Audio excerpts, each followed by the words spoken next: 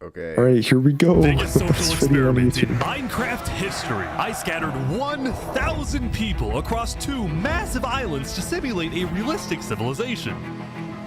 The players were given no help or guidance, and just like in real life, if you die, you... Hold on. I forgot one tiny thing. What? Face cam. Oh my gosh, we need to see the micro reactions when X player dies because X player betrayed them. Video capture. Webcam. Hello. Webcam. Nice. Ew. Ew. It's like inverted. What the fuck? Hello. Did you just say you look like Verdant? No, I said it's inverted.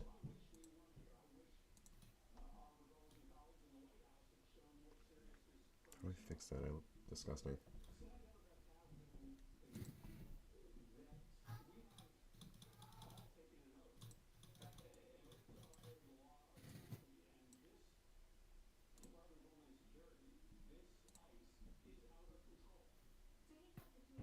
This guy has headphones on. He's so performative. This guy's upside down. Never seen a more performative person. Hold up. Oh, yep. It's stuck. It's stuck. You're just like this now. Okay. Shit. Oh, I thought you were just like not reacting to anything and you were just like stoic upside down. Hold on. How are you talking without moving your mouth?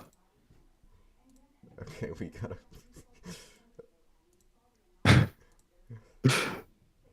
Bro doesn't have Manicam. If this was Manicam, you'd never have this problem. I love how you literally have my exact webcam. That's so funny. Stop copying Stranger Things, bro. Okay, well now it's just non-existent.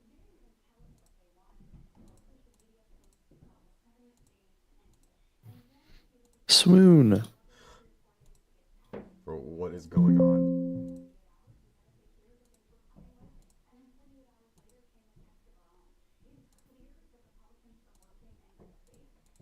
Just like draw a picture of yourself and that'll be the... It's like, it's still a black screen, man. I don't...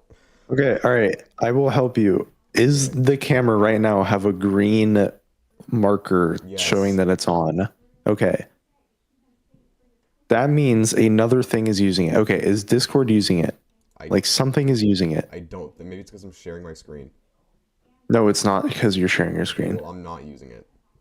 Okay, turn on Discord. Okay, see how it's just like not working? Okay, that means something else is using it. So turn it off and turn everything off on Streamlabs. Just do something until the green light turns off on your camera. Okay, I'm just gonna remove this. Okay, so yeah, no, when I remove that, the green light turns off. When you remove what? The video capture device on the Okay, that means it's off. Now turn it back on. That should be working. Lol. No, I gotta... Okay, well, you're choosing webcam, dude. Yeah, and I turn that on, so... and then the green light turns on, but there's no, like, video. Okay, turn that off. Make it so the camera turn off. Okay. Okay, now go to, like, camera on, like, the camera app.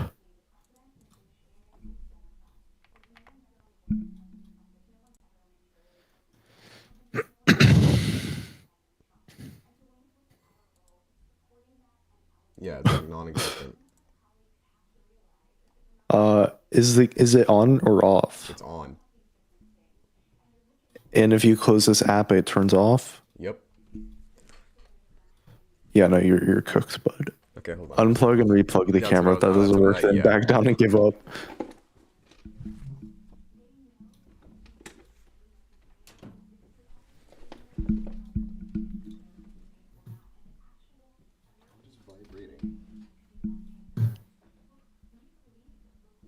I don't know what the... Oh, nah, God. God damn it.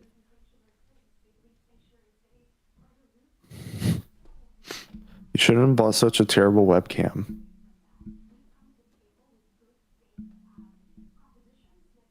Should have bought one like one that I had.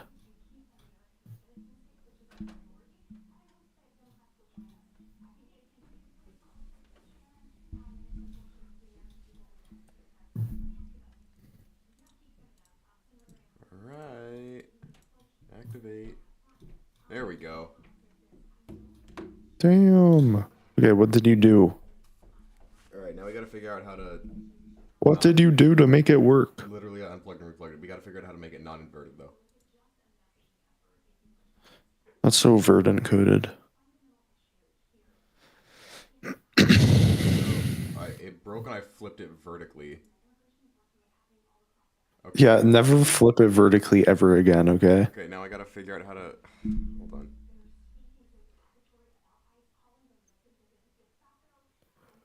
Oh, we don't need the face cam. Shut up.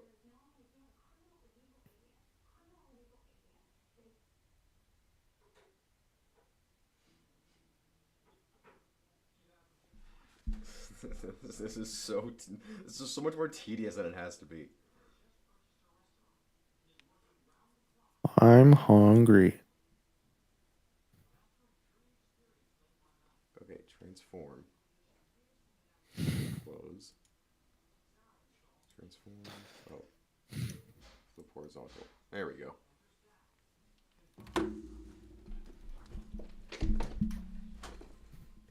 Ew.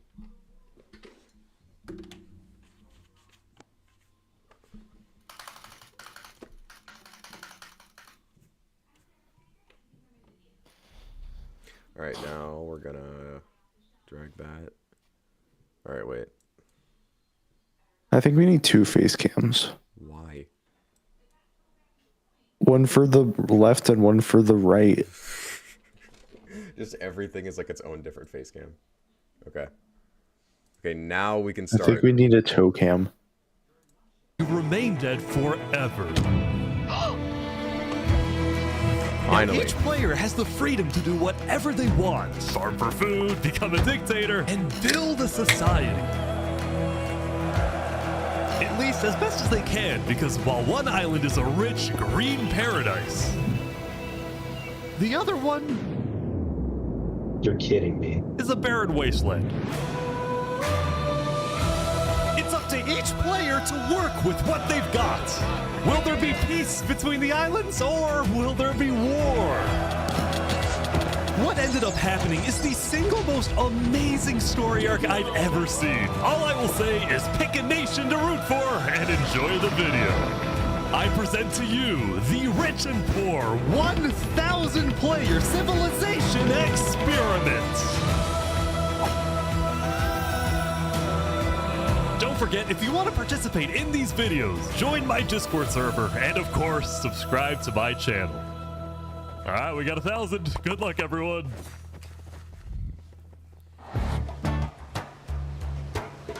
It was the beginning of day 1, and all 1,000 players began to explore their new homes. What is this place?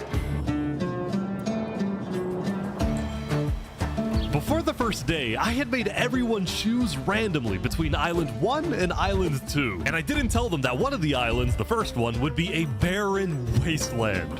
Hey, you guys having a good time? No.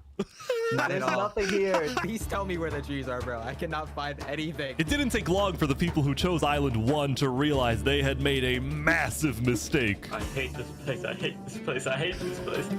Players realized that building civilizations on Island 1 would be particularly challenging, and not only because it was empty, but because some parts of it were completely uninhabitable, like the snow biome. Oh no!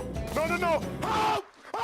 And right next door, a massive volcano that could erupt at any moment. Ooh, I'm not going down there. This volcano also happens to heat up all the water on the island. Okay. This killed a lot of people. Now, to begin building civilizations, the players needed to find a tree. Please tell me where the trees are, bro. Wood is an essential material, and without it, you really can't do anything. Now, luckily for Island 1, there was one tree on the island, and it was pretty big too. But, of course, it was completely surrounded by boiling water. You've got to be kidding me. Meanwhile, let's go over to Island 2.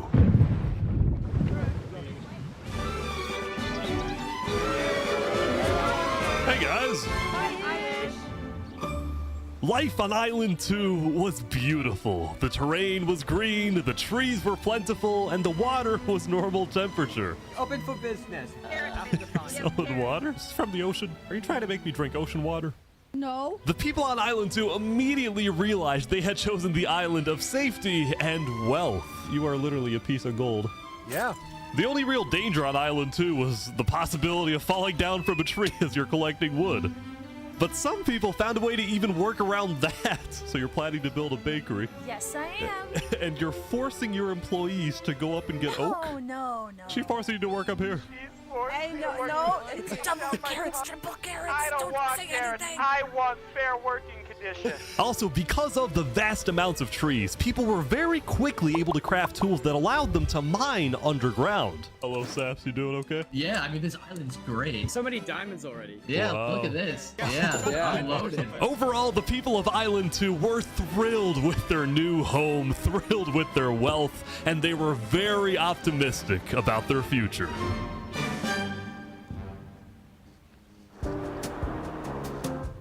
By the end of the first day, players on Island 1 had finally reached the big tree. Wait, You Valerie, realize watch my how screen high share. up you are? Oh yeah. What? You watch my screen share. No? Yes, dude, I'm locked in on Island this. 1 was still pretty far from having fully fledged civilizations, but there were communities starting to form. For example, this player named Remy the Rats made a small restaurant to feed those who were starving. Remy the Rat, what are you serving them here? It's very popular. Bread? And you could... What the frick? Why? Wait, is this a bread line? Oh no! I also got word that there was a small group of people who had chosen to settle in a weird location. People at the volcano? What type of people would choose to live on a volcano? Hey guys. Hello. What the? Hey, how's it going? Welcome to the mafia. This was Lingolini, and he had recruited about 20 people to join his Italian mafia. His goals were very simple: make friends and get rich. Hold on, please, can we tell you a little secret?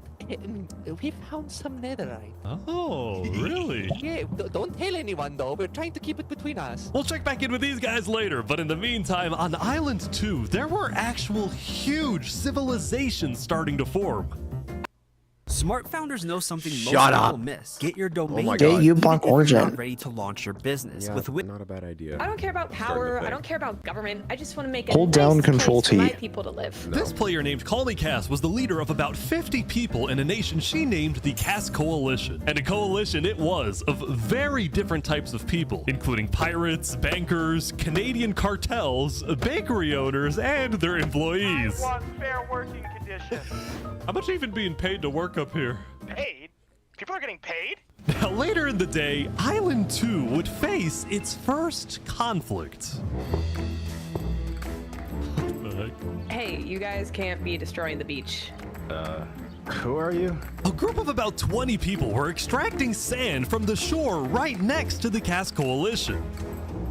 Cass was obviously not happy about this, but these people didn't care because they were from a much bigger nation called the Commonwealth.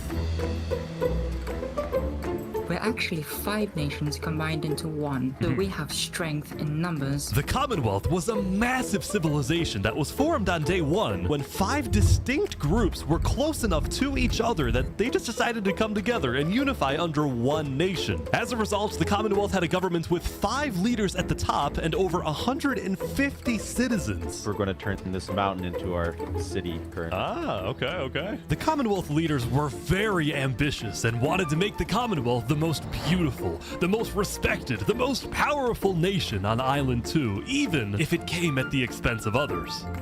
Overall, by the end of the day, Island 2 was much further ahead than Island 1, as expected. But let's see what happens in the following days.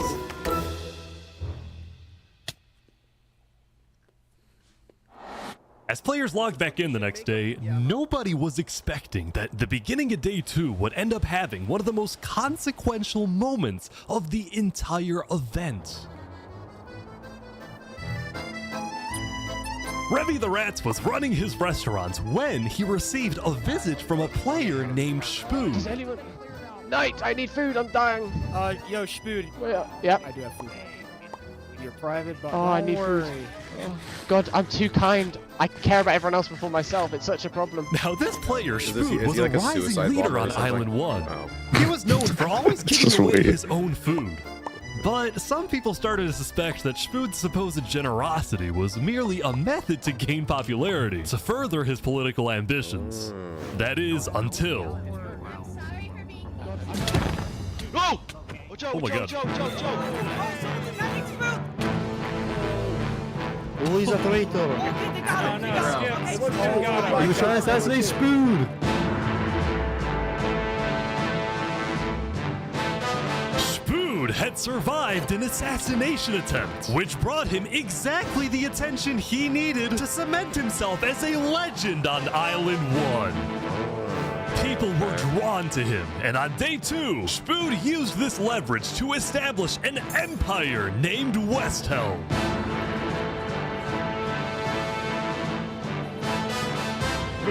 These people have made me emperor. This right here is going to be our capital. We're also building a massive coliseum. You mean where people fight to the death? Exactly. Even though the people of West Helm were still struggling with food and resources, their motivation to succeed was unbelievably high. Earlier, somebody tried to take my life. Someone with this face. But now, he's dead. For the first time, it seemed like the people of Island 1 had hope.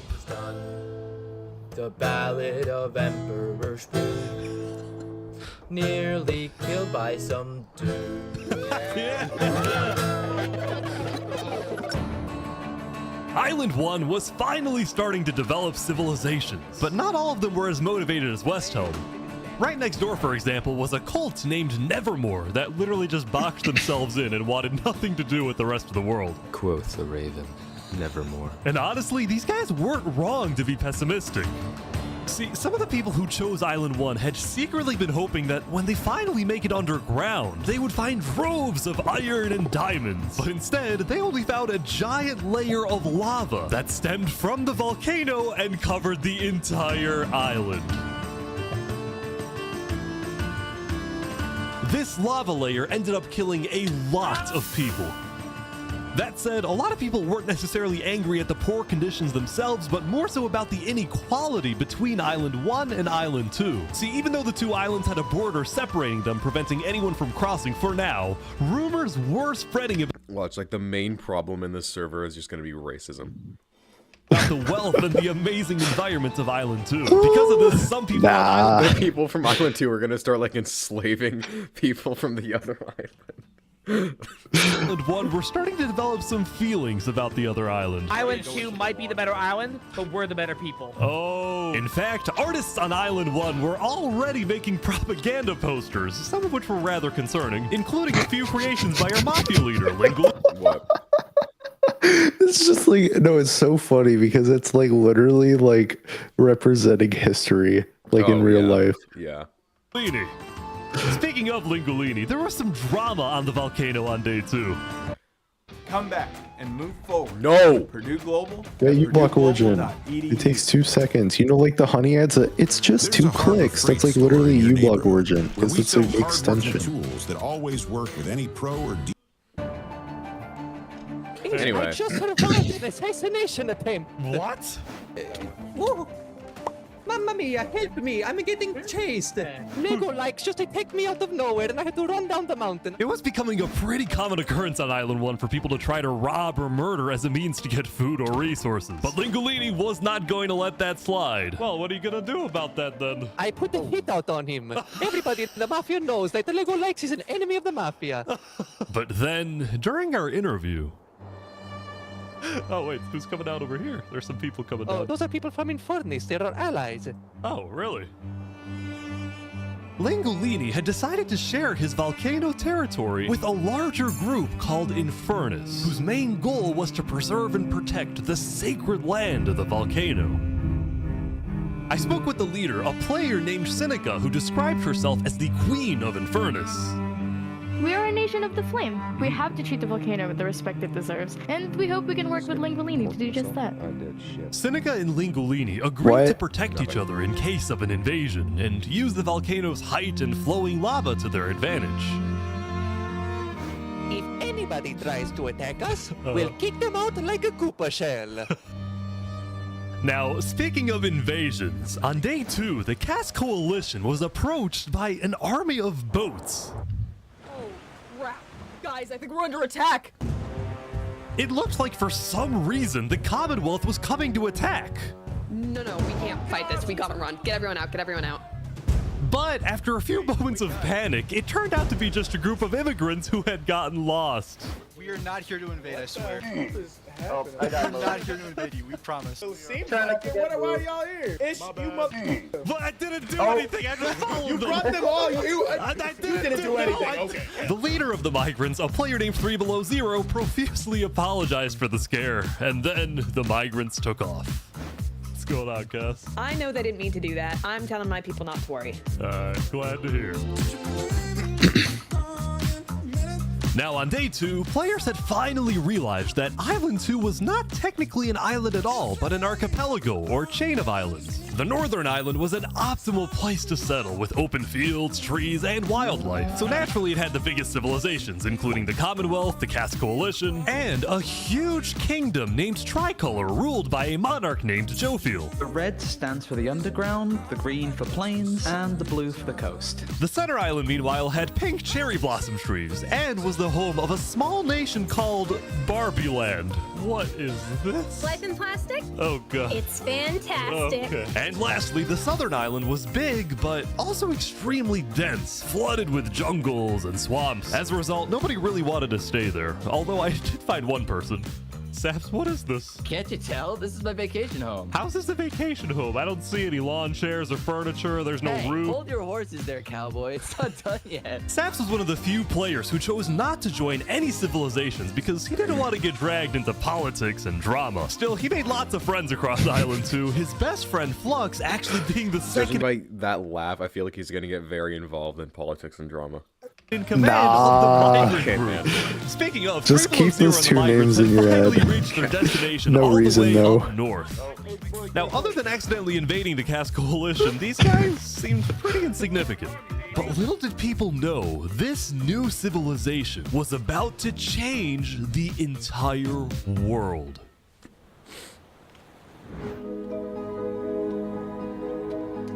We are blessed to live where we live, and we intend to use it for good. We are enlightened. We are the light. We are Luminara. I forgot I The invited the migrants copy had decided to call their civilization Luminara. They saw themselves as the But did he lights of respond? Island 2, He just the joined the innovators, server. the inventors. Oh. See, the It's reason 3 Below fine, Zero you had know. chosen this specific location to settle, well, it wasn't by accident. After the first merrier, I day, guess. 3 Below Zero had used content and propaganda released by the people of Also, Island while 1. while I'm watching this, if someone puts their name in the server, can you whitelist them? Yeah. Okay. To estimate the location of the other island. He then used a coordinate system to Wait, go calculate back? the northernmost. What? I'm confused. Wait, go back. Like in the video or to what I was saying? Yes. Wait, I gotta text Raleigh something. I gotta ask what his thing is.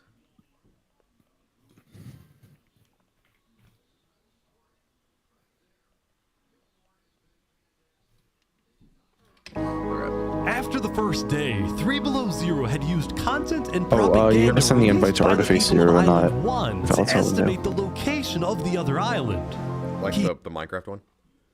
Yeah. Okay. Just pause the video. Send the same. Pause the video. Send the same email to artiface0@gmail.com. Not Valhalla new.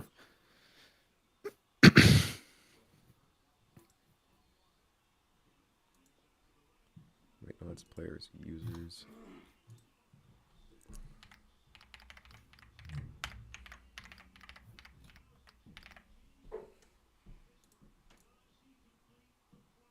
Okay.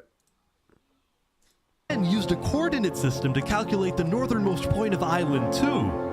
His goal was to settle as closely as possible to the other island so that when the day comes, when the borders drop, Luminara can build a massive bridge connecting the two islands, giving free passage as a sign of good faith to perhaps bring about world peace. But it wouldn't be that simple. The second in command of Luminara, Flux. Is someone gonna make ice? On Island 1, just deporting everyone from the other island. Yeah. As well as a few concerned citizens did not want that bridge to be built. They had seen the Island 1 propaganda. They knew that people on Island 1 were angry. Their fear was that Island 1 would just use that bridge as an opportunity to invade Luminara and perhaps invade the rest of Island 2, leading to a world war. That bridge is a bad idea. Moving up north was a bad idea. Island 1 is going to invade us, and Luminara is going to be their first target. What about the goal of world peace? I respect our leader's goal, but he's dead wrong. We shouldn't be trying to befriend our enemies. The way we're going to achieve world peace is by uniting Island 2 against Island 1. What if 3 Below Zero says no? What if they finish the bridge?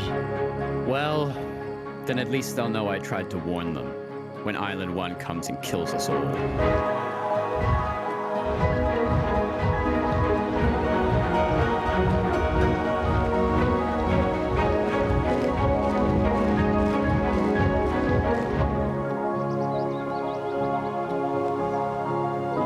As Day 2 came to an end, tensions were rising, both within nations and between islands, leaving people worried about what's going to happen next.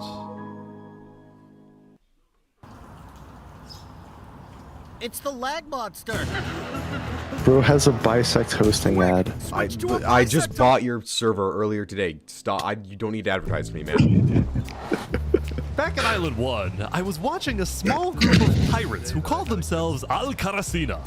Al-Karasina, my friend. We're the baddest pirates around. Now, if you look closely, there was a person of interest hanging around with the pirates. Lego likes just to take me out of nowhere and I had to run down the mountain. Well, what are you gonna do about that then? I put the hit out on him. So to be clear, Lego Likes had a bounty on his head and he was hanging around pirates. You could probably guess how this ends. Yo, Lego Zanga's here. So is this is everything you guys got, huh? Not much. Ooh. They're boiling him! Oh no! Oh my gosh! The Al-Karasina pirates had killed Lego Likes, but there was a small problem. Did you hear about the news? Yeah, I saw it, but we don't know who claimed the bounty. It didn't say it in the chat. Because Lego Likes had technically died to boiling water instead of a player, Lingolini didn't know who actually killed him. But fortunately for the pirates, when a player dies, the dead player drops their own head, which the pirates believed would be the proof they needed to collect their bounty later today. So you're expecting a payment later? Yes. What we expect. All right. Well, I'll go. I'll go. You guys let me talk. By day 3, players had basically mapped out all of Island 1 and were finally starting to adapt to the environment. Day 1 was horrific. We literally had bread lines. Day 2, we're building a coliseum, a citadel. I am literally immortal. Hopefully that isn't foreshadowing. Emperor Spood was still the most powerful man on Island 1, and on day 3, he was invited to a big international meeting hosted by a charity group called the Blue Cross. We invited you here mainly to discuss plans in case the volcano erupts. What are your individual plans? A large bunker underground. Just not using flammable materials. We don't have any real plan, you know. What? You don't have plans? If that volcano erupts, you deserve to die. Emperor Spood had come in with good intentions, but it was there that he learned that he hates meetings. I'm gonna go there. When Emperor Spood left, the other leaders were unsettled. Was this guy really the figurehead of Island 1? Okay, we need a best representative. Then, basically right on cue. Whitelist. Follow me. Bodyguards. Sorry, guys. Sorry, I'm late. This is Benji, and he's the leader of Island 1's second biggest civil. You got the that message right. What? Whitelist Rosemary 173. I don't know. Wait, what? Who is that? That's Raleigh.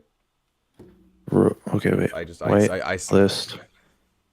Add Rosemary 173. Yep, capital R, capital M.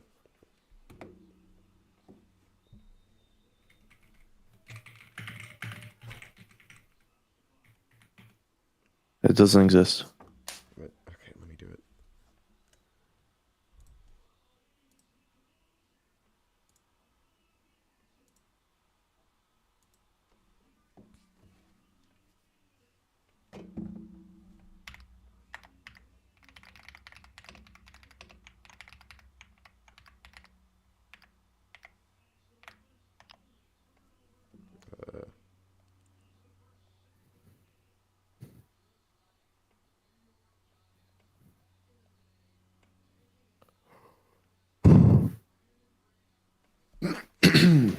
I'll figure this out. Civilization called Elysium. See, on day 2, Benji had discovered that toward the outer edges of the island, away from the volcano, the water isn't boiling hot anymore. So he founded Elysium, which literally translates to a place of ideal happiness. And he made the nation to give peace-loving people a chance to relax and get away from all the troubles of Island 1. Cross my name off the list. This is without rhyme or reason. Look at these Elysian guys swimming in the water. We were hoping that Lord Ish could summon a single mushroom cow. All right, if anyone drops a pufferfish in the next 60 seconds, I'll do it. What do I have to do? What do I have to do? We need the pufferfish. Quick. There it is. All right.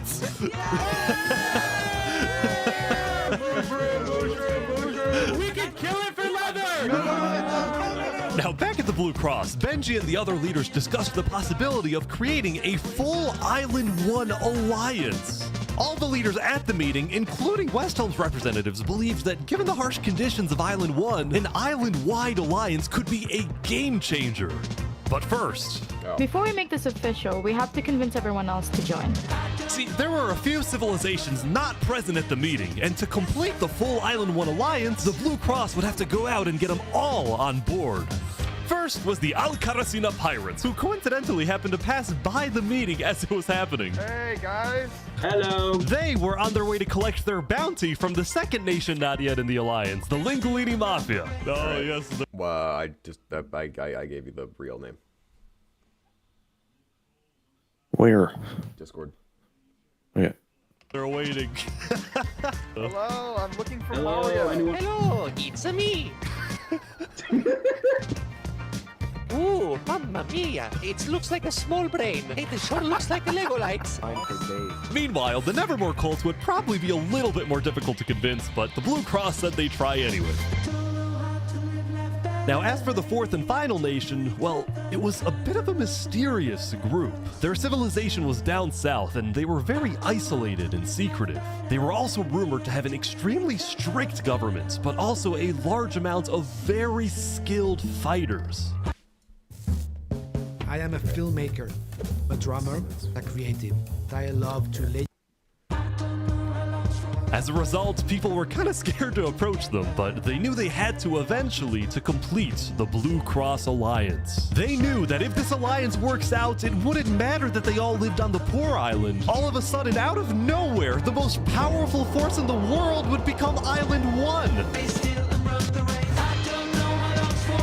At first, Island 1 was supposed to lose, but now they were on the verge of turning their lives around completely.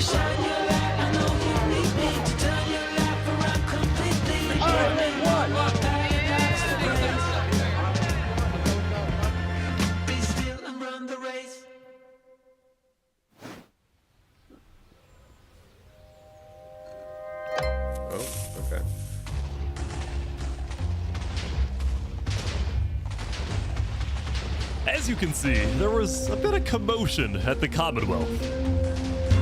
They had just exploded their own land because of a miscommunication. What happened was one of the 5 leaders, Coraline, got the idea that the Commonwealth was planning to move east. So she started telling everyone to move. Thus, believing that they wouldn't need their old land anymore, one of the citizens just decided to blow it up. I thought we were moving. What? We're not moving. I'm surrounded by idiots. Overall, the Commonwealth was having trouble getting anything done because the 5 leaders were constantly fighting over power.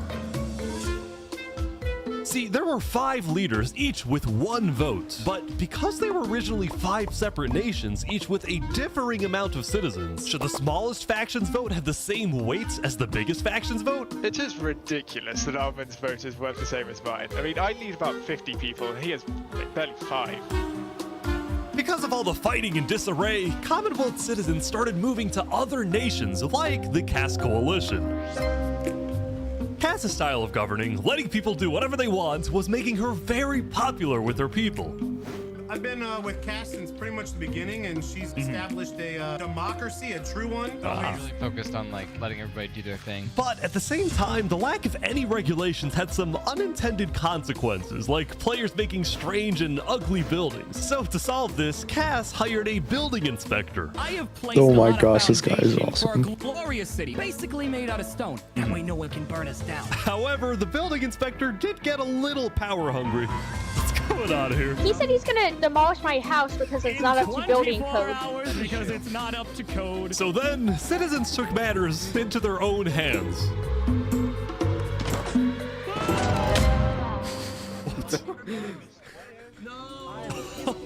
Anyway, on day 3, the biggest nations on Island 2 were still the Commonwealth, the Cass Coalition, and Tricolor. Tricolor was a medieval civilization separated into 3 regions, one of them being an underground city. Oh my gosh. This is big. Yeah. People didn't really know that much about Jofiel and Tricolor because they tended to be more private. Jofiel was more interested in building up Tricolor rather than doing outside diplomacy. But people would still come to Jofiel with all the political news of Island 2. I am so tired of the politics already. I've got some news. People are concerned with Aperion trying to colonize them. Oh my god. Now, this particular rumor about a group named Aperion colonizing people happened to be false. Aperion was just a small town led by a player named Alkaline, and it was actually the only nation other than Luminara that directly bordered the ocean next to Island 1. That said, the rumor that Island 1 was uniting was true, which got some people worried, especially the 2 border states. So Jofiel invited over all the major leaders and diplomats of Island 2 for an emergency meeting. The only leader who declined was 3 Below Zero because he was busy building the Luminara Bridge. So he sent in his place his second in command, Flux. Flux, what's your plan here? I don't care what 3 Below Zero says. We need to make sure everyone unites against Island 1. Good luck, sir. And because this meeting was the most important event yet on Island 2, Jofiel invited a neutral mediator, someone who could lead the meeting in a fair manner and wasn't a part of any nation. Saps, where are you going? Apparently they're making me lead the meeting with all the Island 2 leaders. You sound very excited about it. Oh no, I'm not excited. I'm terrified. I'm accidentally gonna cause a war.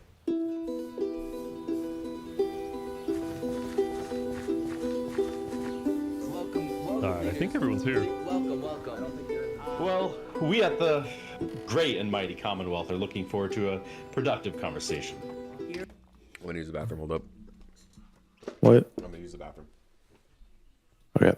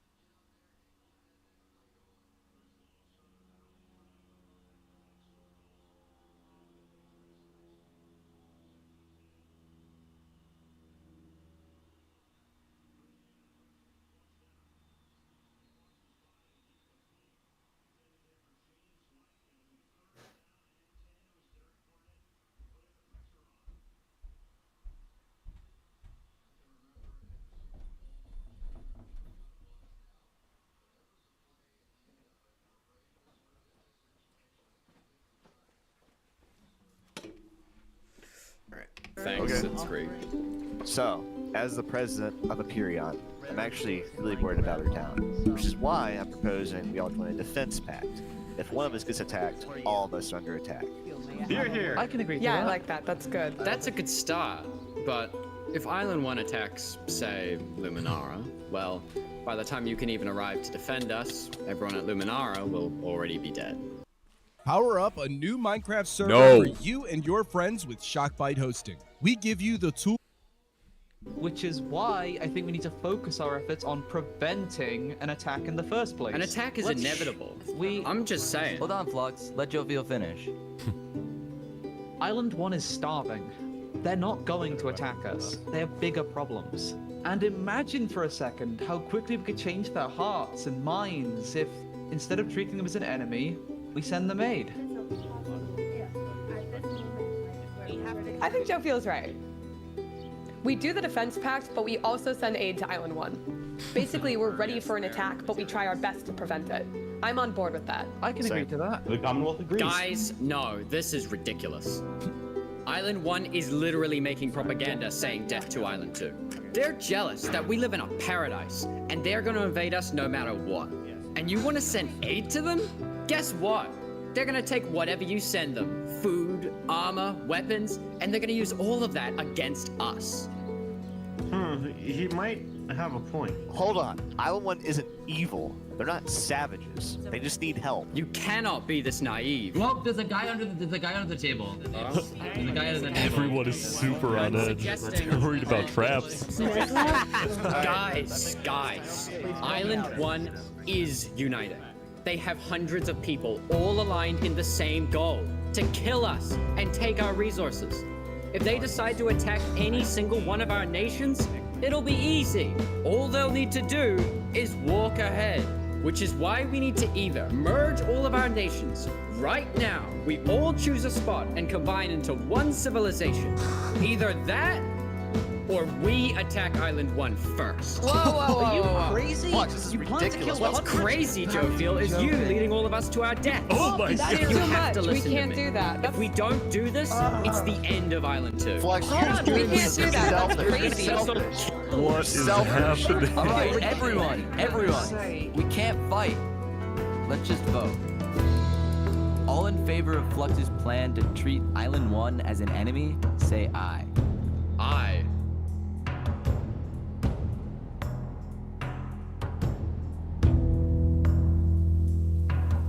All in favor of sending aid to Island 1. Let me guess, he's gonna end up being right and they're all gonna die.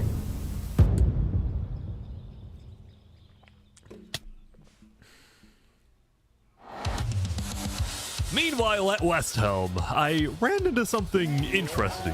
Our next song is called Island 1. Oh my god! So you remember this guy? The Ballad of Emperor Spoon. Well, he had joined a band that produced actual songs and then performed them all across Island 1. A barren wasteland island, a boiling water sea. Let's go. And no resources to speak of, except a wooden tree. Let's go! Everyone loved the Island 1 band, including Emperor Spoon, who found that the music bolstered the morale of his citizens. He believed that a happy citizen is a productive citizen. West Helm took us in and gave us a little home. Even though Emperor Spoon was a chaotic figure, West Helm itself was the opposite. It had an army, a storage system, and a hierarchy, from emperor all the way down to citizen or plebeian. And of course, there was the Colosseum, which when finished will play a major role in West Helm's justice system. That said, Emperor Spoon was not happy when he heard that yesterday, Benji and the other leaders had been talking poorly about him. Okay, we need a best representative. Our final goal is to put Benji Button in here. No, that is a joke. That is a joke. You don't want Benji to die, do you? Well, I mean... Benji and the other leaders were concerned that Emperor Spoon is unstable and may one day try to take over the entire island. And their concerns only grew when Spoon was caught listening to Napoleon on Spotify. But they also knew that if Island 2 were to ever attack, they needed Spood on their side, so they didn't know what to do. Island 1, well, here we are. I just want to say, thank you, Spoon, for all your support. You're welcome. I'm the best. Glory to Westown. I was talking to you for like a little bit, and I didn't even realize you were gone. Dude, I have my headset on. I heard Queen you. of Infernus had decided to begin building a massive castle for her people. A beautiful home base that would hover directly over the volcano. Bro, didn't he say that it was gonna erupt? He said it might. Okay. Don't just take classes, Fuck take you. charts. Start your comeback He didn't today tell at them. newglobal.edu. Build a website I was about to say, you that'd be love really funny. with Wix. Where your words Yesterday at the Island 1 meeting, a lot of leaders expressed worries about rumors that the volcano may erupt, and they talked about how they would each take different precautions. Everyone believed Wait, were they that talking the about that volcano before you was said that? dangerous, Yes. except for Seneca, who had decided to No, take I mean the like 10 opposite seconds approach. ago. Oh, no. It's all just paranoia. So that's just a coincidence he's talking about it now. Volcano, Yeah. We need to have faith it won't erupt. The main goal of Infernus as a civilization was to preserve the sacred Have faith land it of the won't erupt. volcano. So Yeah. what better way to show faith and demonstrate loyalty than to make your home right above it? Lingolini, meanwhile, decided to make his home underground within the volcano. Under the ground, like a Goombas. Lingolini's main goal was to get rich, and having direct access to iron and gold was one reason for him and the Mafia to live there. But it wasn't the main reason. Remember this interaction from day one? Let me tell you a little secret. We found some netherite. Oh, really? Scattered throughout the volcano were pieces of netherite, the rarest and most powerful mineral in all of Minecraft. Not even Island 2 had netherite. It was the single secret advantage that Island 1 had. And the only ones who knew about it were the Lingolini Mafia and Infernus. Now, even though Infernus didn't exactly like how Lingolini was desecrating what they consider to be sacred land, they made a deal with him. The Mafia can keep mining so long as they provide Infernus with some of the minerals they find. But Lingolini was unsatisfied. They want to use us. They want cheap labor.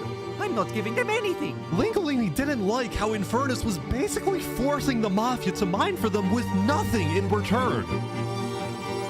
So he secretly instructed everyone in the Mafia not to give Infernus anything.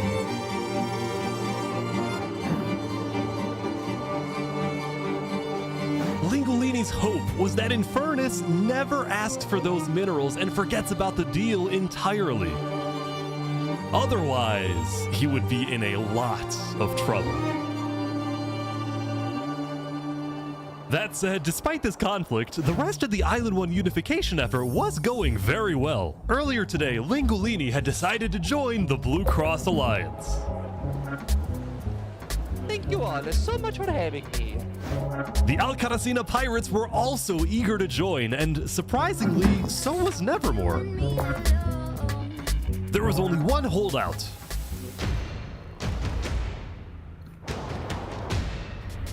This mysterious civilization was called the Covenant, and it was ruled by a dictator named Turntap. How are you elected exactly? By a vote of the people or the vote of yourself? Elected? Turntap wasn't sure about joining the Island 1 Alliance because the people of the Covenant were generally skeptical of outsiders. They only took pride in their own nation, especially in their army, which was composed of really good PvPers who weren't above using torture to get their way. Are they drowning this guy? He's gonna die. Now, I felt a little bad for this player, so I threatened the Covenant. Covenant uses water torture. I'm reporting this to Sidefall News. Waterboarding him. So I went to the local news reporter. Sidefall, I have a story for you. I just caught the Covenant waterboarding one of their own people. Oh. Well, I'm paid off by them, so I don't really care. What? Dude, it's free money. You know what? It's called a business for a reason. It's called for profit. Okay. Seinfeld ran a news business with questionable ethics. He was also known for making up fake stories, writing things like "the lava is rising." Fox News is in Minecraft. Let's go. Just to sell more papers. That said, earlier today he had made a legitimate discovery that could devastate the entire island. Island 1 had a lot of known dangers, from the lava layer to the boiling water to the powdered snow. But there was one last danger that nobody knew about until now.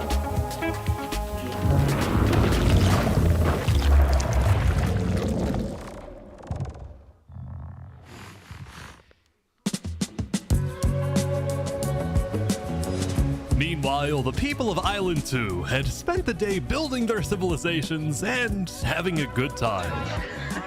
Yesterday, their leaders had voted that whenever the border drops, Island 2 would send aid to Island 1, hoping this gesture would lead to peace. But not everyone agreed with this approach. The end of Island 2. When Flux returned home to Luminara, 3 Below Zero was furious at Flux for causing chaos at the meeting and for going against Luminara's values. 3 Below Zero, as the leader of Luminara, was actually heavily in favor of sending aid to Island 1. The whole point of the Luminara Bridge was to make peace with Island 1, not to start a war. As a result, 3 Below Zero demoted Flux from his position as second in command.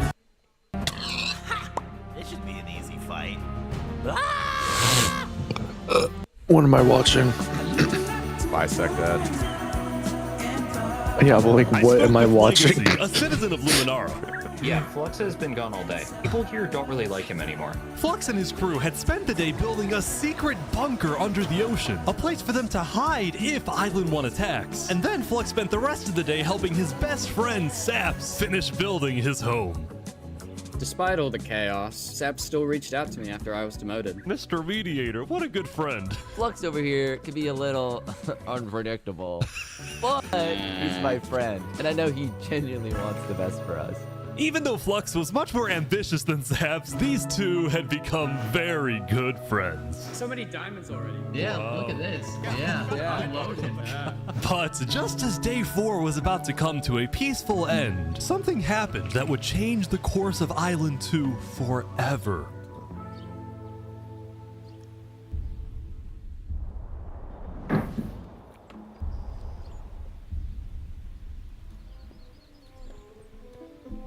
Jofiel, the leader of one of Island 2's largest civilizations, was walking across Tricolor with her second in command, Seraphim.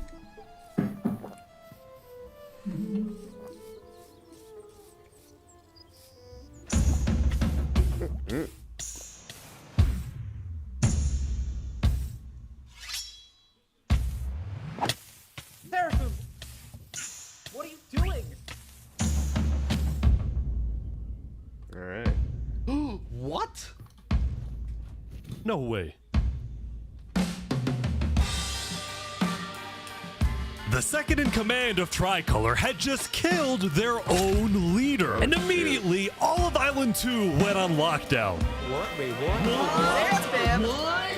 Everyone was confused about what caused this to happen. They killed Jofiel. Why? After Seraphim fled, Tricolor was in complete disarray. That's our leader.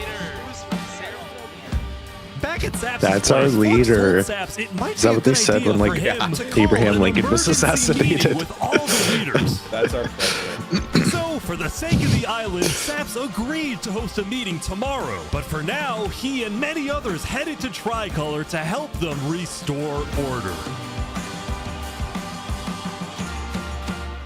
5 hours. I'm hyped. Me too. Start whitelisting people who put their name in the Discord, by the way. Or I. No one's putting their name in the Discord. Okay. Well, if you know that, like, Wakapi, just add him. Okay. Now, Island 2 wasn't the only place that would face tragedy. Oh, what? The leader of the Alcaracina Pirates, Noble Bucket, died very suddenly. Alright, they sent me the footage of what happened. Oh, no. He doesn't know the lava layer's there. Oh! No. I think I'm dead. I think I'm dead. Oh my god. With world leaders dying left and right, the media had plenty to report on. The most trusted news company was from Elysium, called Daybreak Media. We're number one because we actually report the truth, unlike that bozo Sidefall. And later into day 5, the news would get even crazier. For purposes of unity, the Covenant had finally decided to join the Blue Cross Alliance, thus successfully uniting the entirety of Island 1. But right away, the strength of this alliance would be tested. Earlier, a citizen of Infernus had accidentally told someone outside of Infernus that there was netherite in the volcano, and this news spread all across the island. Oh, I thought it was about to erupt. I was about to say. This was a disaster for Infernus and the Linguolini Mafia, who had been trying to keep the existence of netherites to themselves. Immediately after hearing about the netherite, the Covenant sent a mining expedition into the volcano without telling Infernus. And lo and behold, they confirmed there was netherite. Also, Val, when you get a second, can you make the crossplay work?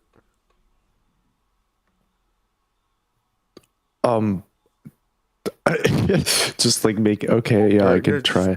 Yeah, just like try. Okay, pause the video. That was more, I don't know how that works. I just know of it, and I have no idea if it costs money or if it's free or what. It's free. So, so I was expecting you would look into it before inviting Bedrock players. Yeah, so no, we I did. might just, I did. Okay. Okay. Because the Covenant had a scary reputation and a ruthless army, Queen Seneca of Infernus felt it was in her best interest to allow the Covenant to mine. But when other nations like Westhelm started asking if they too could mine in the volcano, Seneca said no. People are saying we're being selfish. They're the ones being selfish, trying to take our resources. Listen, Island 2 is rich. We are not. Now, with netherite, we actually have a chance of evening the playing field, but the volcano people are hogging it. Before any fighting could break out, the Blue Cross quickly reached out to all the leaders and told them to put this issue on hold. We're inviting everyone here tomorrow, so we can all talk this through peacefully. We're Island 1. We cannot afford to have a war over some mineral.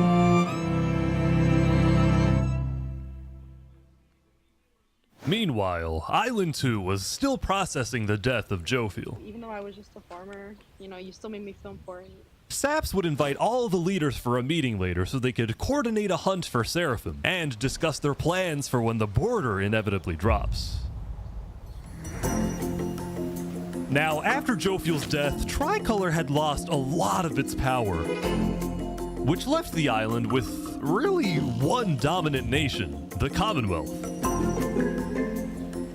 But remember from day 3 how the 5 Commonwealth leaders were in constant fights with each other? It is ridiculous that Armin's vote is worth the same as mine. Well, this all came to a head on day 5 when one of the leaders was caught plotting to take control of the entire Commonwealth.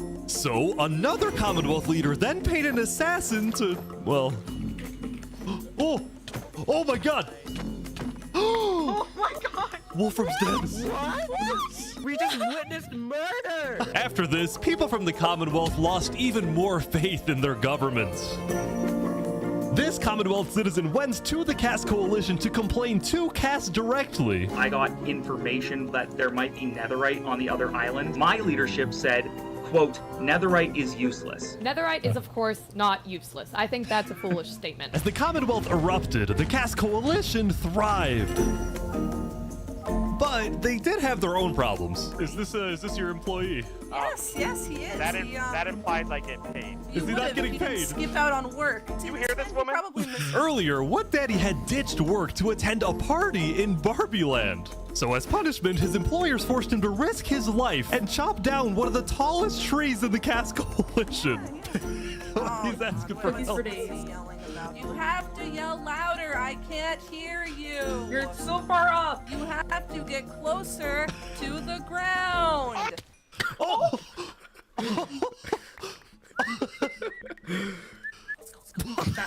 What the? Now, because of this recent tragedy, Cass decided to stay home from Saps' meeting. That said, every other major leader was now on their way.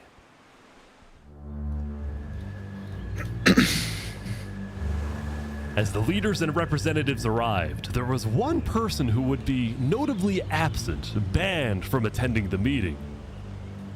Before the meeting started, Flux called me to his underground bunker because he had something, quotes, important to tell me. We're at the good part. Flux, what are you gonna do? Well, first, let me just explain. I'm not allowed to attend this meeting because the leaders of this island are utterly incompetent. They can see that Island 1 is gearing up to invade us. And their response is, let's give Island 1 more gear. It's completely brainless, and it's going to result in all of our people dying. Okay, he's not wrong, though. Like, I'm gonna be honest, I kind of fuck with this dude. So, you got a plan? I had a plan, but nobody listened. They all voted against it. Look, we can still save this island, but the current leadership has to go. What do you mean, has to go? Has to go. Removed. And I'm done waiting. It's gonna happen today.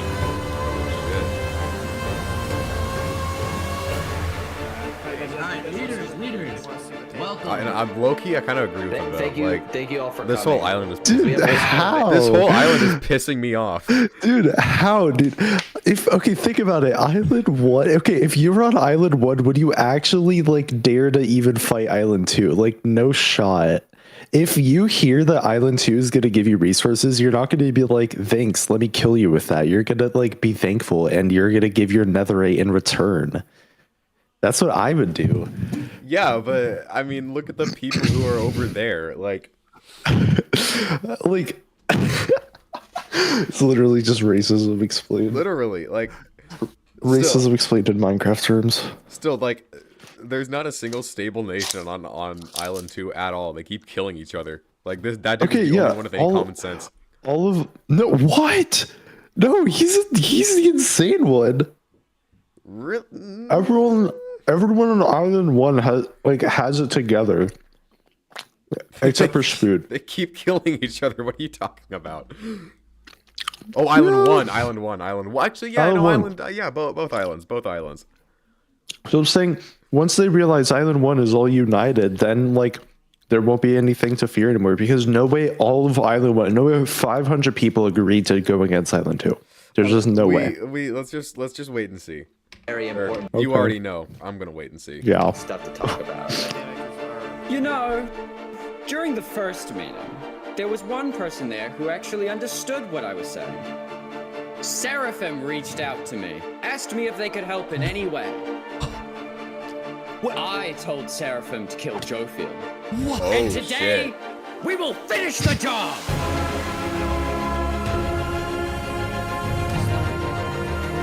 I don't disagree. Wait, so Seraphim gets there.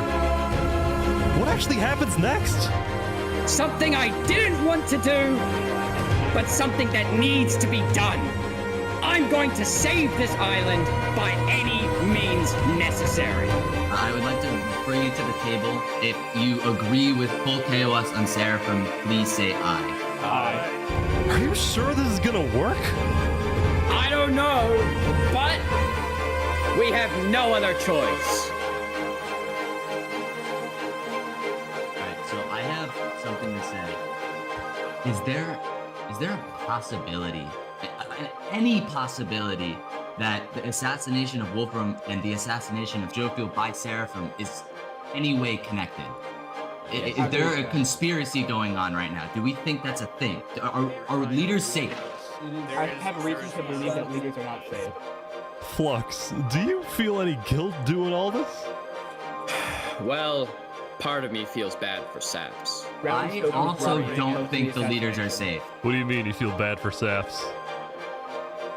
He has no idea what's about to happen to him. But if you had to betray one person to save 1,000, would you?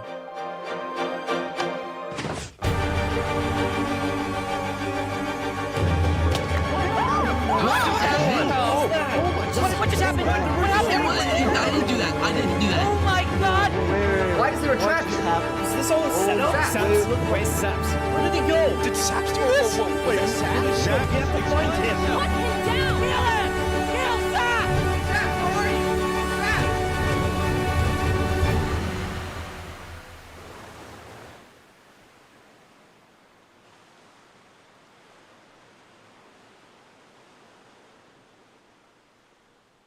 Oh shit.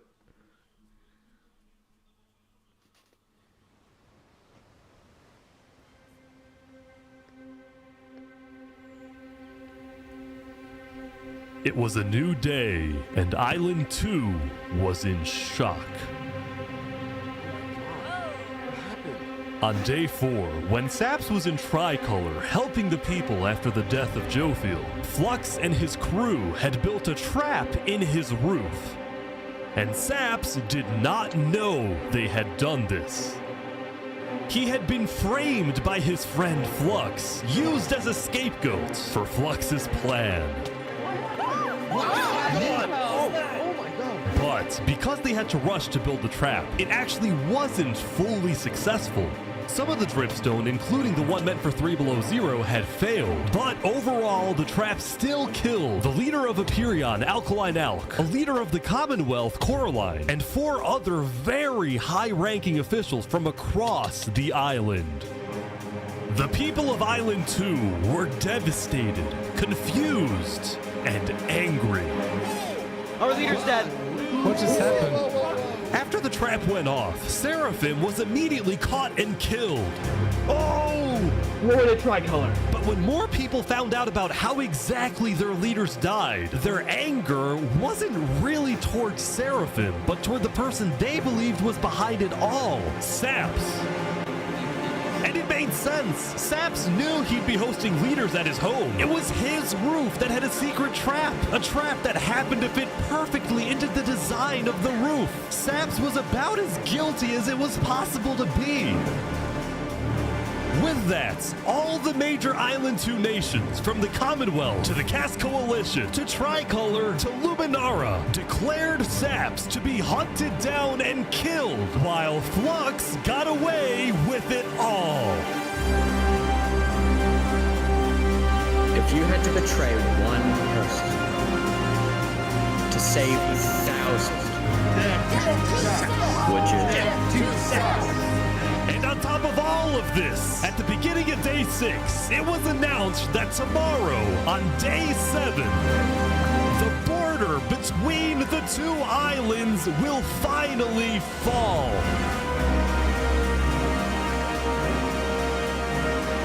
Both islands now have 1 day to prepare.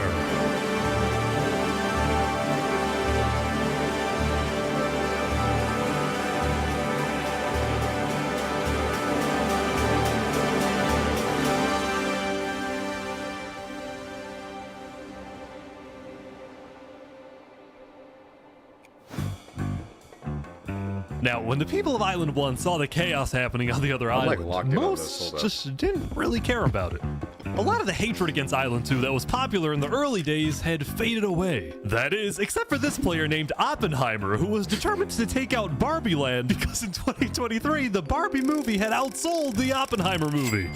I'm building a nuclear rocket that will make yesterday's chaos look like child's play. But when Oppenheimer tried testing his nuke, it went up, and up, and up, and was never seen again. Now, day 6 did present some new challenges for some of the civilizations. For example, at Nevermore, what is this? What are you doing up here? I got voted out because they hate me. Oh! Come on! No, jump! What about me? Oh! Oh!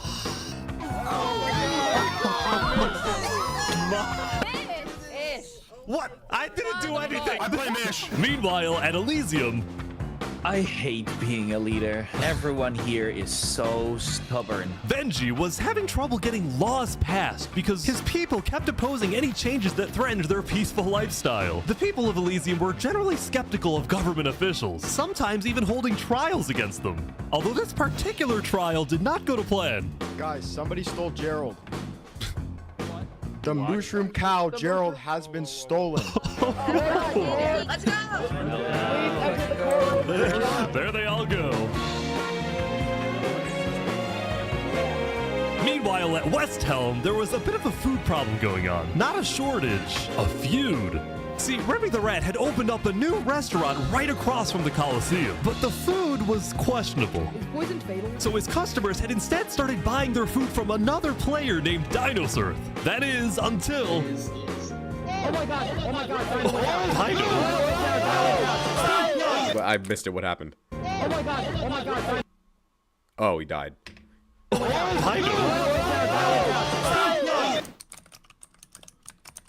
What is he? Permanently closed. All food is now at...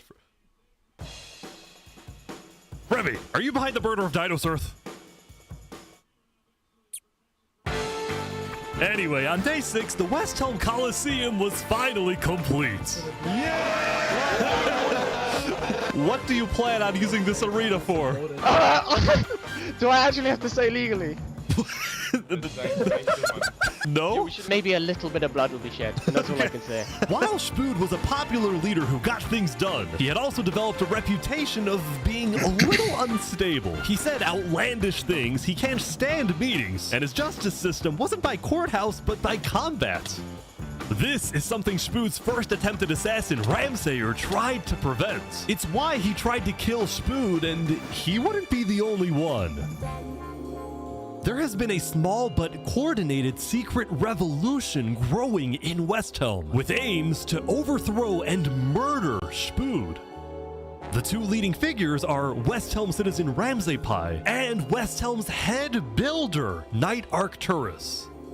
You know, I helped design his Coliseum, not knowing Spood actually wanted to use it for bloodshed. He's insane. The first part of their plan was to take out Spood's second in command, a player named Oo. Yeah. Yeah, that's right. I guess Second command down. But Ramsay was immediately chased down by West Helm's army. You could have made something happen, man. Oh. Oh. With Ramsay dead, Knight Arcturus became the sole leader of the revolution. But he also knew it was only a matter of time before Spood finds out about his plans. I want to make one thing clear. Anybody who is caught plotting against me will be executed in the name of West Helm. Glory to West Helm. Glory to West Helm. Glory to West Helm.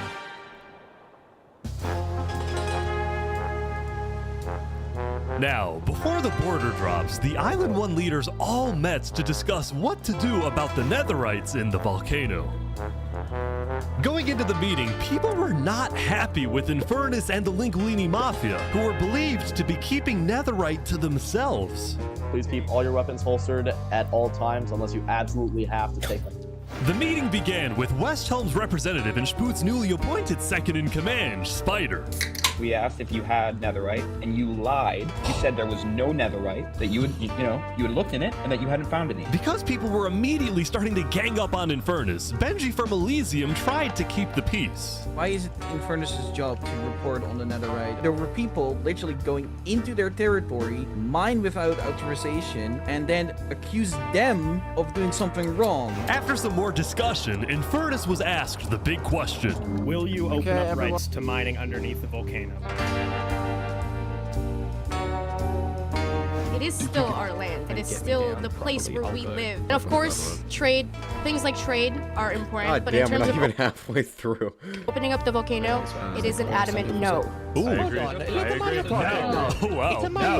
Now, Linguini, Seneca's biggest ally, was about to speak, but what he ended up saying was unexpected. We have to humbly disagree with Infernus of not allowing anyone else to mine in the volcano. This is Island 1. We're all struggling against the nature and everything like that. Shouldn't we all be allowed to mine wherever we please? No way. Let's go. Yes. Hell yes. Preach. Soon, people started offering deals to Infernus. I believe we'd be open to give you resources since it is your land. But Seneca still said no. The volcano is still our sacred land. We don't want hundreds of people there mining and ravaging it. As a result, Lingolini went even further. On the day one, Mario was here first on the volcano, and we're able to mine there, but it's not fair that no one else can mine. While your queen is over there with the diamond boots, some people don't even have any armor. Boots,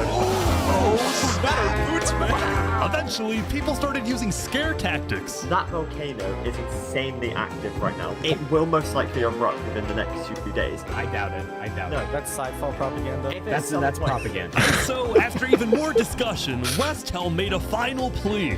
We have a representative from every single nation on this island. You have an opportunity here to unite us all, or you have an opportunity to totally destroy that unitedness.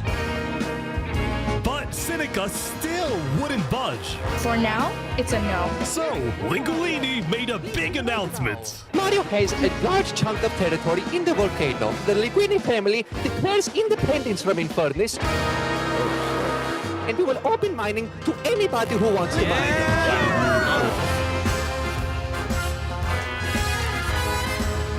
Seneca's leaving? Great. Seneca had left the meeting, furious at Lingolini's betrayal. I wish we had a better The fact that Seneca survived this long is crazy to me. I know. Dude, the fact Literally that... the fact that Spood survived this long is insane. Yeah, but Seneca, actually, literally the only reason she's not letting anyone mine netherite is loyalty to the volcano. What? Bro, hold up, yeah, what the hell? Why are people not murdering her? It's literally gonna kill, hundreds of people probably in, an hour.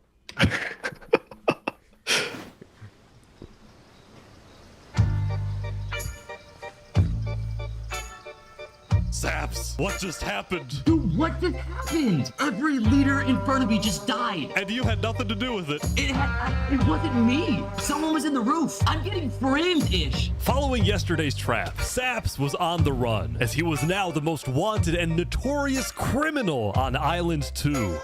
I'm screwed. What am I supposed to do? He had no choice but to hide amongst the dense jungles and swamps of the southern island. But he also knew that the longer he hid, the more guilty he looked. So earlier, he had decided that he would turn himself in under the condition that he is given a fair trial. Flux, meanwhile, was satisfied with the success of his plan, but it wasn't over quite yet. We got 2 leaders left to kill. Call me Cass, and of course, the guy who demoted me. And because Seraphim was dead, Flux sent another member of his crew to take care of the job. Oh no. Oh no. There we go. To the world, this looks... Okay, that guy should have died a long-ass time ago. He's stupid.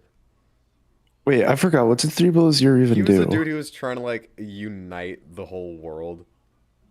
And that was clearly never going to happen. Yeah, this dude needed to go. I don't get how you're still on Flux's side. I mean, he's not wrong. I don't know. The I'm borders giving it haven't time. opened up, dude. I'm giving it time, okay? We'll see what happens. Like yet another senseless assassination. But to Flux, it was the strategic progression toward making the people of Island 2 paranoid. So paranoid. Dude, hold that on, they pause wouldn't it. You're trust that's like the logic of we can't let Mexican immigrants into America because they'll try and kill us all because we're more progressed than they are. Yeah, but the difference is we know what's going on in Mexico. They don't know what's going on in the other island. They don't... Wait, what? Okay, hold up. It's more acceptable here because they know... they don't know what's going on over there. For all they know... Wait, which island doesn't know which island's going on where? Island 2 doesn't know that Island 1 is or is not plotting against them. So like, there's a very real possibility. They're just assuming, but they're just assuming that they are, which is stupid. They should be assuming that they're not, because why would they all, like, they should be able to put themselves in the other situation of like, yeah, we wouldn't murder the other island just because we're broke. I mean, it's a reasonable suspicion. Like, Yeah, it's suspicion. They shouldn't like act on it. Still, it's better. The to be actual cautious. logical thing to do is to be cautious, but prepare to give them aid and prepare to fight them, but don't do anything until you see what they try and do once the borders open. Still, I think like the only like the most logical person here is Flux. Like at this And point, especially not Island could change. 1. What does killing all leaders even do? Was already preparing for Island. I mean, it's not necessarily about. It's about proving a point. Like he's expecting that everyone's just gonna like stop listening to. I guess it did kind of work because now everyone is against Sap, so they're probably against his morals now. I don't know. I feel like it was stupid. I think we should secure our nation, make sure we have plans when inevitable Don't ever let me be in charge of a nation, by the way. war and fighting starts. Sending aid to Island 1 was officially off the table, and the construction of the Luminara Bridge had come to a stop. After all these days, Flux's plan was finally working. Mainly, I just think 2 Below Zero is just naive. Like, I just don't get how all the leaders dying makes it so everyone like stops trying to actually give aid to Island 1. Like Island 1 hasn't done anything. Like Island 1 doesn't even know what happened. So it's like, actually, wait, do they? Wait, actually, I think they do because I think they see the death messages. But like, it doesn't matter. So like, it's mainly a perspective thing. Like from Island 2's perspective, you would naturally think that Island 1 is probably going to be against them because they have less stuff. That's not necessarily the case, or it might be the case. I don't know yet. But I think the only rational person here is Flux. well, everyone was immediately like, or not everyone, but the majority of people were saying, let's give aid to Island 1. Let's like build a bridge. Like many people were on Luminara's side on that. And then when they all died, they just like all the citizens were like, oh, okay, I guess we should stop then because our leaders are dead. Like no one took control. I mean, yeah, I think that is kind of stupid that nobody like took control of any of the nations. I don't really understand that, but still, I think there's a certain level of precaution you have to take in situations like this for Island 2 at least, and I think the only one taking those precautions is Flux.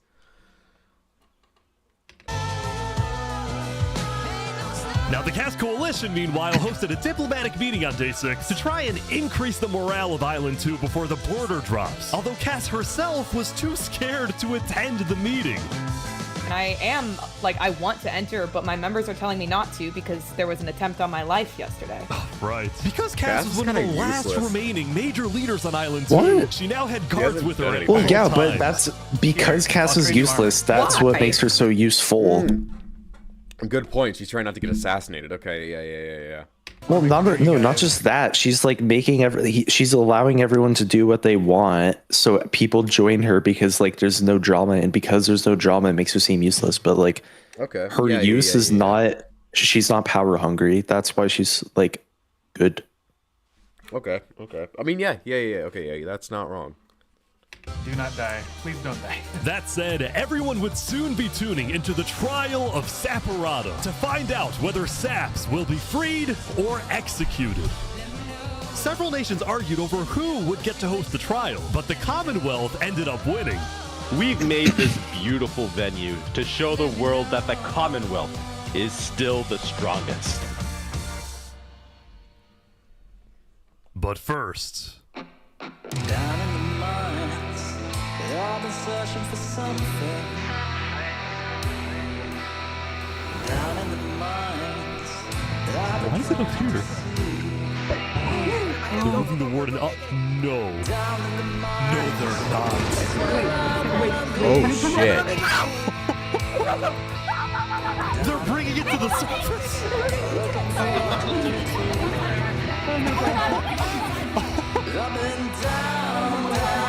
Dude, Sidefall is so funny. Sidefall is so funny. that- His whole motive is just like causing Is that chaos. the dude just bringing up the warden? I mean, I would think so. Yeah. Okay. No, yes. But I can't They named it Rising Lava? down in the mine. So remember that discovery that Sidefall made? Well, it was a warden, also known as the most dangerous creature in all of Minecraft. Sidefall had then renamed the warden to Rising Lava, so that when he was accidentally killed by it, the entirety of Island 1 went into a panic. The lava is not rising, but this is just as dangerous. That's actually fucking bad.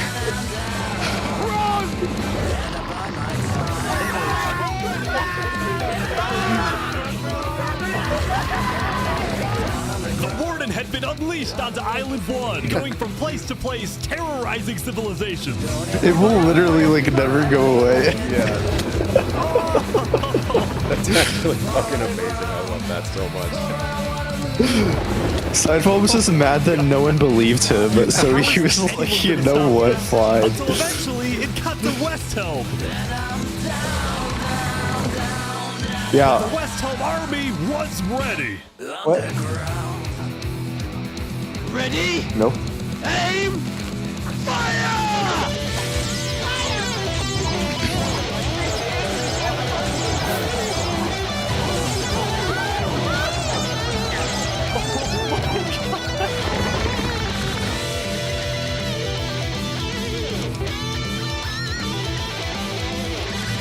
Come on.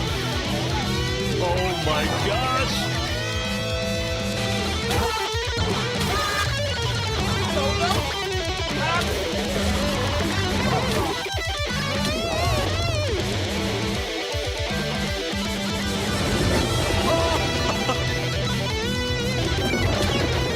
Welcome to West Helm. Is it Remy's place?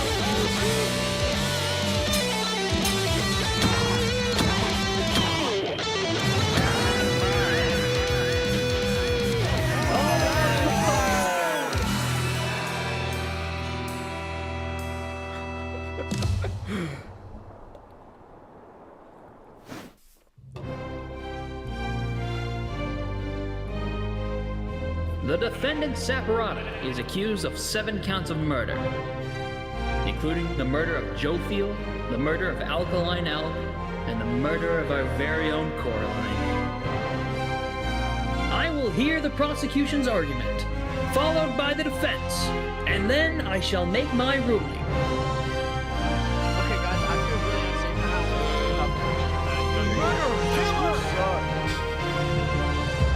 Prosecution, go ahead. Your Honor. Dude, I would not do Zaps this. constructed a meeting What, turn hall yourself which in? contained the deadly trap. Think of all the people that could just run up and kill him right now. As a Yeah, prelude that- for the meeting, he had his accomplice, Seraphim, assassinate his leader before running to the trigger, ready to Well, pull no, it. hold up. Had his accomplice. Jesus Christ is right there, so it's fine. Oh, literally, okay, you're right. literally his name is Jesus. Yeah. Seraphim, assassinate his leader before running to the trigger, ready to pull the trap. He then fled the scene after the trap went off, just long enough after faking his surprise. He is not only a cold-blooded murderer, but a terrorist. The prosecution then called a survivor of the trap, Zekor, to the stand. We know after investigating that only one seat had no trap. Can you identify who was sitting in that seat? It was Saporata. And who built the meeting hall with that seat? It was Saps. You killed our leaders. You destroyed our island. May your death today satisfy us all. Then it was time for the defense, for Saps to give the most important speech of his life. All I ever wanted for this island I like half expected him to just say it was me, gang. was peace and cooperation between the nations. The loss at the meeting yesterday was extremely devastating and came out of nowhere. But I can tell you right now, I'm innocent. It wasn't me. The leadership in Luminara helped me build the meeting area. He's gonna expose them. And we're the only people who knew about the area before the leadership meeting. That includes the prosecution himself, Thomas 5200. Gotoga, Rotation, Snowbird 334, and their ringleader, Fluxion. Hold on. When I left to gather the leaders for the meeting, they must have snuck into the roof of the meeting to make the trap. The people who I thought I can trust the most used me for their malicious intent and killed the leaders and blamed it on me. Saps had figured out he was betrayed and framed by his friend Flux, but he would end up making a critical mistake. I find it rather interesting that Three Below, the leader of Luminara, is one of the only people who survived the trap. I find that rather interesting. What about it? Well, Saps falsely assumed that 3 Below Zero, the beloved leader of Luminara, was also behind the murders. And with that mistake, Saps turned everyone against him. Saps, is that all you have to say? I guess. All right, I'm ready to make my decision. Judge Timebomb, find Saparata. Guilty on all counts. Yes! Wait. Saps is to be taken to the top of the gauntlet and executed immediately. Executed. Oh, that's it.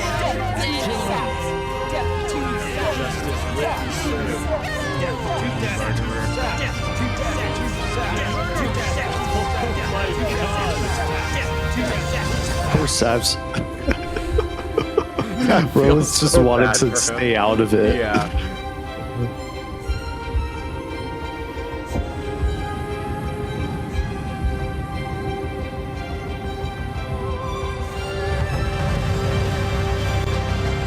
Wait, is he running? Oh shit. No way. No way.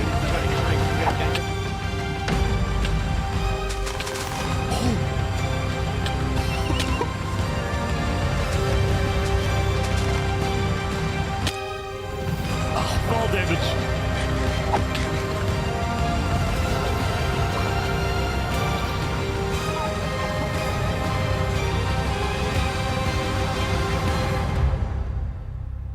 Where'd he go? Bodyguards. He escaped, man. Did he actually get away? You gotta be kidding me. No!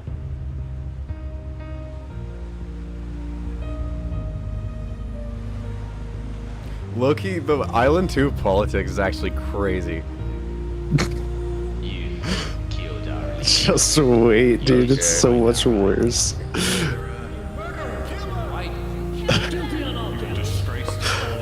Saps, why did you do this?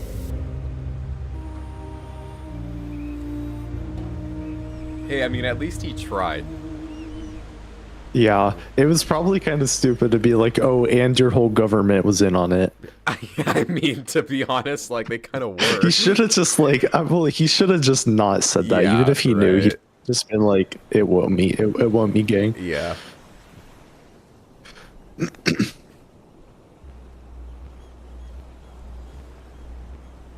it be dropping soon? Yeah, I think so.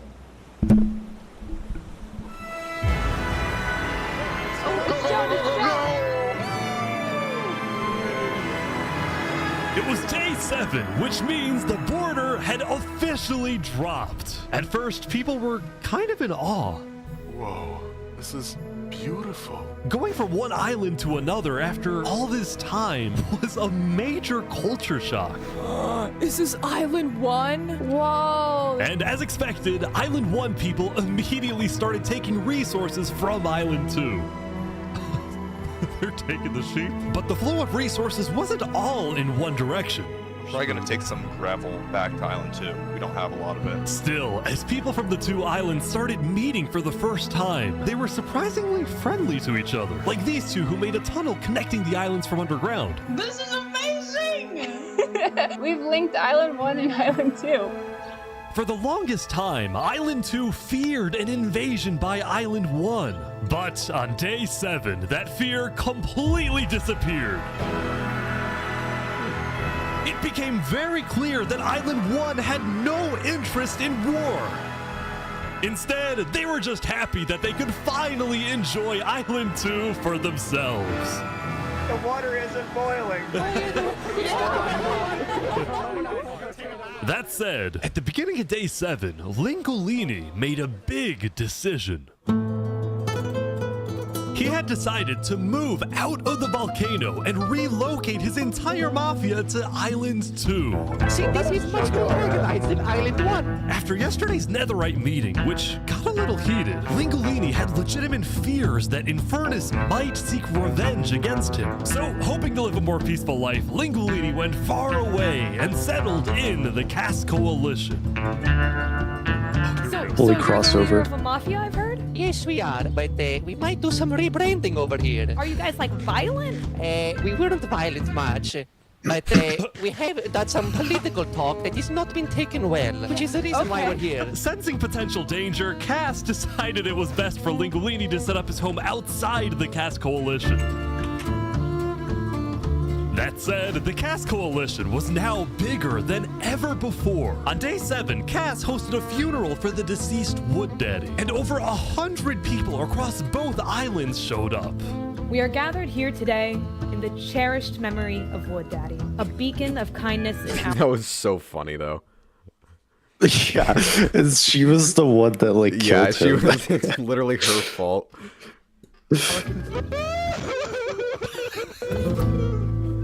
While Cass's influence grew, the Commonwealth was in shambles. I'm gonna be honest. I thought the Commonwealth was just gone by now, because like every one of their the leaders Commonwealth is is actually such a joke, dude. All the leaders hated each other, and then they all died. Now they're all dead.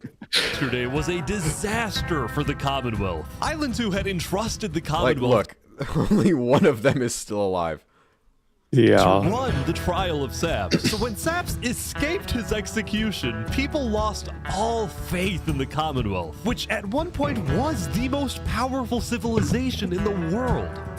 On day 7, most of the Commonwealth leaders resigned, leaving just one player, Sitzkrieg, as the sole ruler of the Commonwealth. We're actively searching for Saps right now. We will restore honor to the Commonwealth. One of Sitzkrieg's biggest goals was to find and kill Saps, but his other big goal was to regrow the Commonwealth's population, which by this point had shrunk by a lot. So he sent out a lot of public invites, especially to the people of Island 1, and it actually did work, until... one of the people who moved in was Knight Arcturus, the lead builder of Westhelm, who had to flee from Westhelm because Spood had found out about his secret plans for revolution. Yeah, the Commonwealth is letting us hide out here. So as long as Spood doesn't find us, we should be okay. Speaking of fugitives, the world's biggest fugitive, Saps, was back to hiding in the jungle after miraculously escaping from his trial, although his spirits were quickly fading. Everyone thinks I'm a murderer. I just don't know what to do anymore. Saps knew that Sitzkrieg and the Commonwealth soon planned to scout the entire southern islands to hunt him down. So on day 7, Saps decided that his best bet was to leave his home island and flee to Island 1. But it wouldn't be so easy.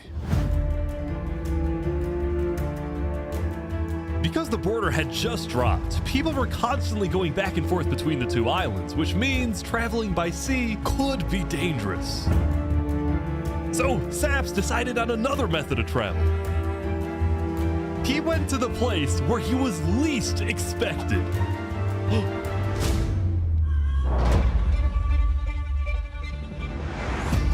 He's trying to use the bridge. No way. No way.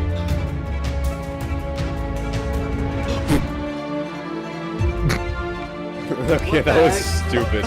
What are you doing, bro? I mean, there's like nothing he can do. Everyone's looking for him. Island 1. Now, instead of chasing Saps, the Luminara builders instead retreated to inform everyone else that Saps was on his way to Island 1. Saps, meanwhile, quickly sailed the rest of the way to the other island, although what happened next was unexpected. Oh, there he is. Hey, He should have circled back to Island 2 while everyone thought he was at Island 1. Am I allowed to touch this water? Yeah, right. Yeah, you know, it's good. on the south side of the island. It's It turns out earlier, Saps had reached out to a bunch of people on Island 1, offering them 2 stacks of diamonds if they give him a safe place to hide. And out of all people to accept his offer, it was TurnTap, the leader of the Covenant, the most feared and militaristic civilization on Island 1. How was the trip? I ran across the giant bridge that Luminara is building, and like all of Luminara was there. When Saps and TurnTap finally arrived at the Covenant, TurnTap immediately distributed Saps' diamonds to the Covenant army. But then, in a surprising move, he sent them out on a secret mission. TurnTap had sent the Covenant Hit Squad to Island 2, but not to accomplish a goal for the Covenant per se, but actually upon the request of Infernus. Linguini betrayed us, humiliated us. He ruined our sacred land. Yesterday, Lingolini had opened up the volcano for netherite mining, and as such, people from all across Island 1 had started mining in the volcano. And even though Lingolini had now moved out of the volcano, Sinica felt that since people were already mining, she had no choice but to let them stay. She was not happy about what Lingolini had done, and Sinica wanted revenge. Oh! They're killing the entire mafia. Another one down, baby! Oh my god. Now, the reason the Covenant was willing to do Sinica's bidding wasn't just because she'd let them mine for netherite before anyone else. But because as a civilization that values honor and loyalty, the Covenant didn't appreciate how Lingolini so publicly betrayed Infernus. They found him. Hey, you ever thought about diplomacy? We could have had Island 1 at peace and world peace, and we still can, really. Oh, here they go. But over my grave, he will not be a part of it. Oh, they've got him. They've got him. Mamma mia.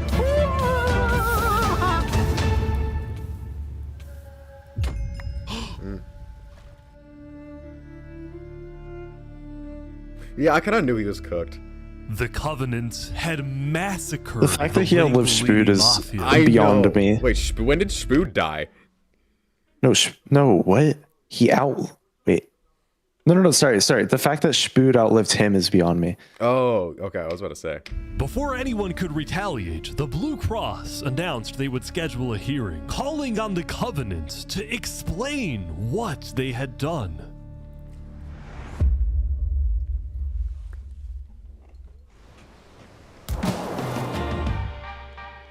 Howdy, Flux. Oh, you got some fancy armor now. Yeah, got it from Island 1. Wait, really?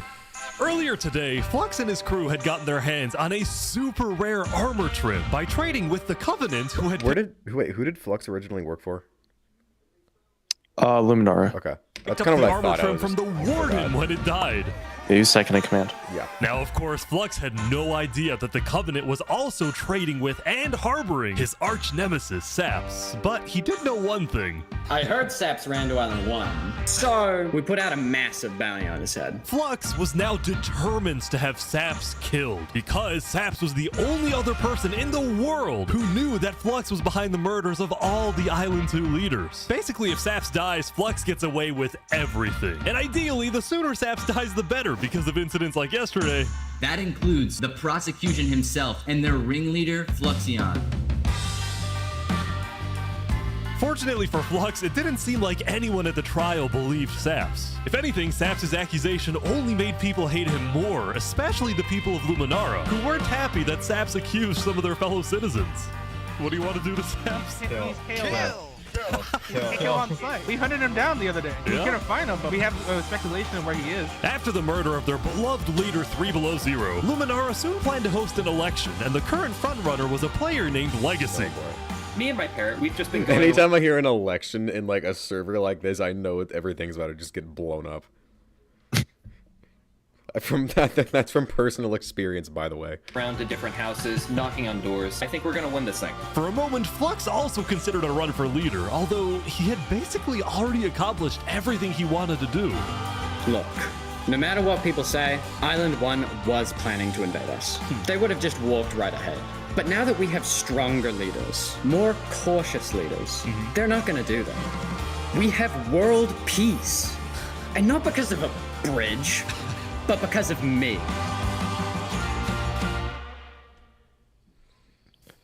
Bro killed the people who wanted to team up with Island 1 and is like, Flux's philosophy you're was welcome. simple.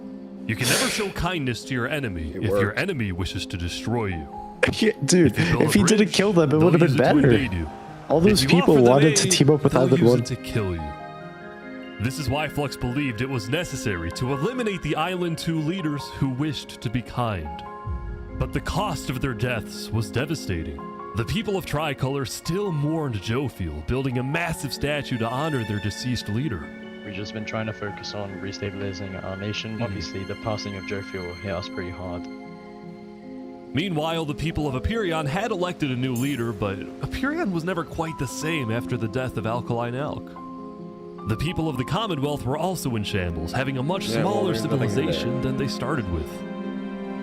And even though there was some peace on Island 2, people didn't feel a sense of calm, but instead a sense of unease and revenge.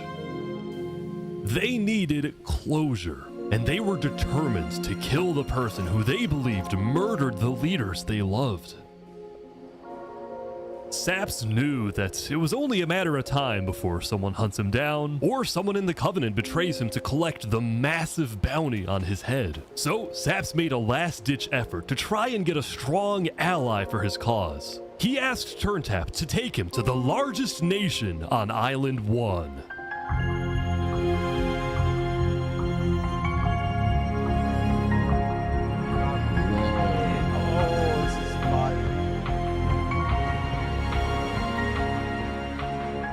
But on their way to the West Helm Capitol building, they ran into a citizen of Aperion from Island 2 who recognized Saps. Oh, hey. Is there a problem here? Neutral ground? Neutral ground. Uh-oh. Skating on West Helm territory. Uh-oh. Okay. Okay. We will walk by in peace. Good call. Saps and his crew then entered the Capitol. Can I speak to the glorious leader of West Helm, please? Yeah, I'll go grab him. Hello. The Covenant leaders brought me. Can we have a meeting? I'm not gonna lie, Saps. You coming to me asking for a meeting after what happened last time, even if it wasn't to do with you. Listen, I just want to talk. What about what? At least explain, because I'm innocent. Saps, I'm sorry. No. Ultimately, Spood rejected Saps' request for a meeting because Spood didn't exactly trust him and had no real reason to help him. So instead, Saps tried another civilization, the Alcaracina Pirates.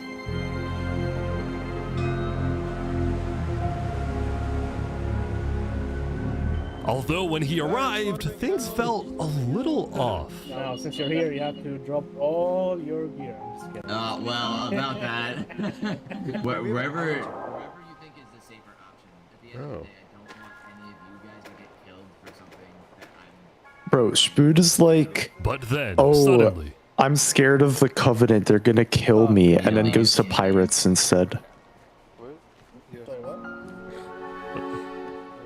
Where's he going? Turntap had realized that the pirates were planning to kill Saps to collect the massive bounty on his head. So he told Saps to run.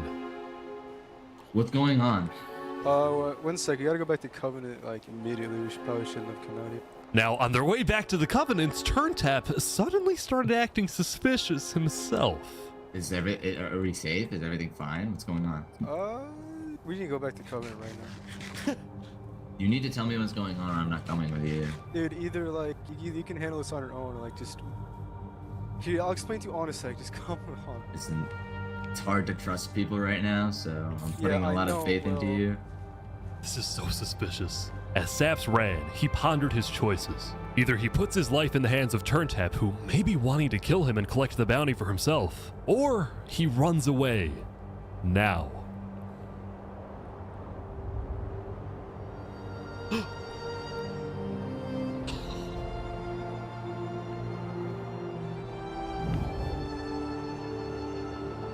It's all alone.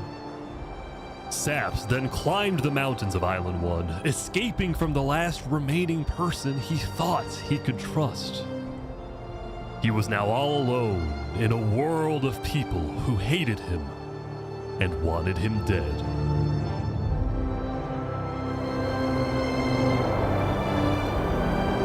And so he ventured into the snow.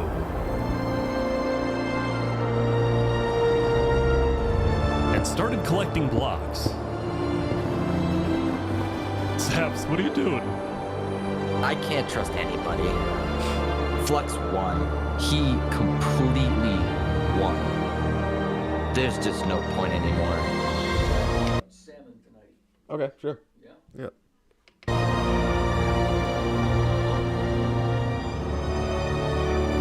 On day 7, Saps built a tower in the tundra, a monument for people to remember him by.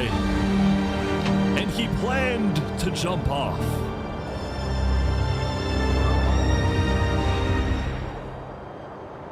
But he didn't. If I have to die, I'm gonna make sure he does too.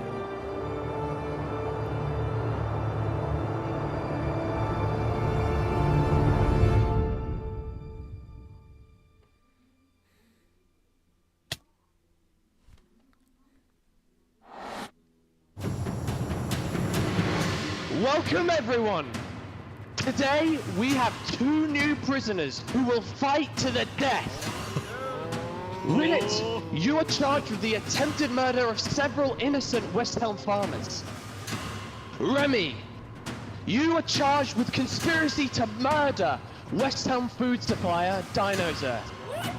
Ready, set, fight! Oh. Here they go! Oh, that's sweet!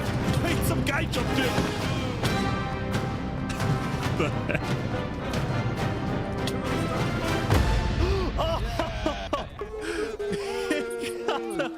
He won! Remy the Rat had won his duel in the Colosseum, and all of his crimes, including the murder of dinosaurs, were expunged from his record by Emperor Spood himself. Prove that He he was killed now a dinos. legend, and his press. Because that was like a 10-second thing where it was like this other guy is selling food and then some random dude kills him and no one even knows if Remy was behind it. I mean, the whole plot is a joke, but like... Yeah. Rod became more popular than ever. It's like the hell of a bulge plot in Doug arc. Before. He put his head on the floor. Now, it's been a busy few days for Emperor Spood. He was always working on different things. Have you seen our aqueducts? Show me your aqueducts, Spood. Look at it behind you! Look at it! So what's the use of this? I don't really know. What is the point of anything? We just build. We have too many builders, not enough ideas. Now, while Spood was an effective leader, he did have to constantly watch his back for assassins. You know, I've thwarted like 5 assassination attempts, and guess what? I've just found out about another. No way. Spood's entire reign began with him almost being killed, so he was always extra careful and sensitive about where he went and who he associated with. It's also why Spood was particularly angry when he found out that one of the people who planned to kill him was his own lead builder, Knight Arcturus. According to some of my sources, Knight Arcturus was seen in the Commonwealth earlier today. Really? Spood had sent spies across the world to find Knight Arcturus, and when they discovered he was staying at the Commonwealth, Spood immediately reached out to Sitzkrieg to request he be handed back to Westhelm. However, given that the Commonwealth was low on citizens and needed good builders, Sitzkrieg decided to reject Spood's request. I'm not just going to give up one of my builders. The Commonwealth does not give in to tyrants. This made Spood erupt with fury. Oh, I'm gonna make sure that everybody knows the Commonwealth is corrupt. They step that chocolate.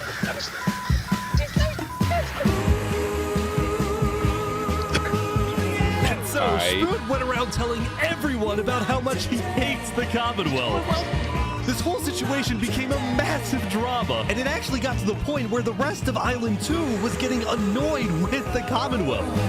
I don't get why the Commonwealth doesn't just hand him over. We don't need a war with West Helm. Unlike the Commonwealth, Cass had a big population and she didn't care about losing citizens who were troublemakers. For example, earlier, one of her citizens, Addison27, had gone to Tricolor, dug into Jovial's grave, and had stolen Jovial's head. Can I wear this? Hey, Cass, I brought you a trophy. But instead of protecting him, Cass immediately banished Addison from the Cass Coalition and alerted Tricolor of his location, causing Addison to flee Island 2.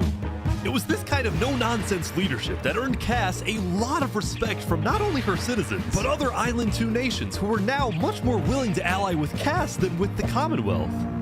The very existence of the Cass Coalition also provided a sense of security to smaller groups, like this new nation who were mostly cheese merchants and called themselves the Conquistadors. This is the way of cheese, but el queso!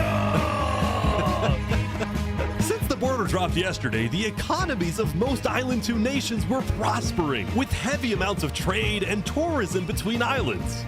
Meanwhile, in Barbie Land... Ish. I have news. What? I'm marrying Oppenheimer. What? On day 8, the player Oppenheimer had marched into Barbie Land, but instead of destroying it with a nuke, he apparently liked it so much that he proposed to their leader. Ish, consider this your invitation to the Barbenheimer wedding. Thank you. In Luminara, meanwhile, the citizens were inventing new technologies. This is the power switch. It's 16 furnaces working together simultaneously, and it has a bunch of hopper minecarts on the inside distributing everything. As much as Luminara was finally starting to live up to its name as the light of Island 2, little did its citizens know among them was quietly living the world's most deadly group of terrorists. I'm thinking of running in the election tomorrow. Oh yeah? Legacy's pretty popular, but I'm not worried. While it seemed like each of the Island 2 nations had their own separate goals, they were all still united under one mission: to find and kill Saps. In fact, by day 8, Luminara had told all of the other nations that Saps had fled to Island 1, and some nations were already preparing to send out hit squads later today. But Island 1, meanwhile, was currently dealing with a whole other political drama: the murder of Linguini.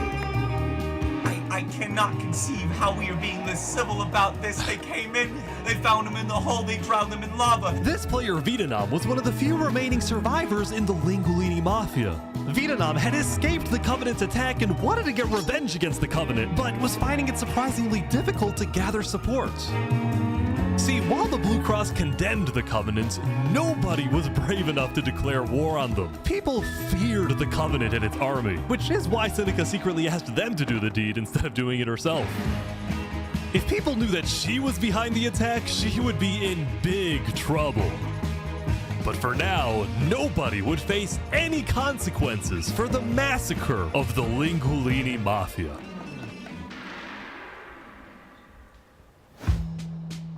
Going back to Westhelm, on day 8, Emperor Spood was really only thinking about one thing: how to get revenge against Knight Arcturus. After the Commonwealth rejected Spood's extradition request, Spood's initial reaction was to begin preparing for war. But what made him think twice was his belief that the Commonwealth was a massive nation with probably a big army.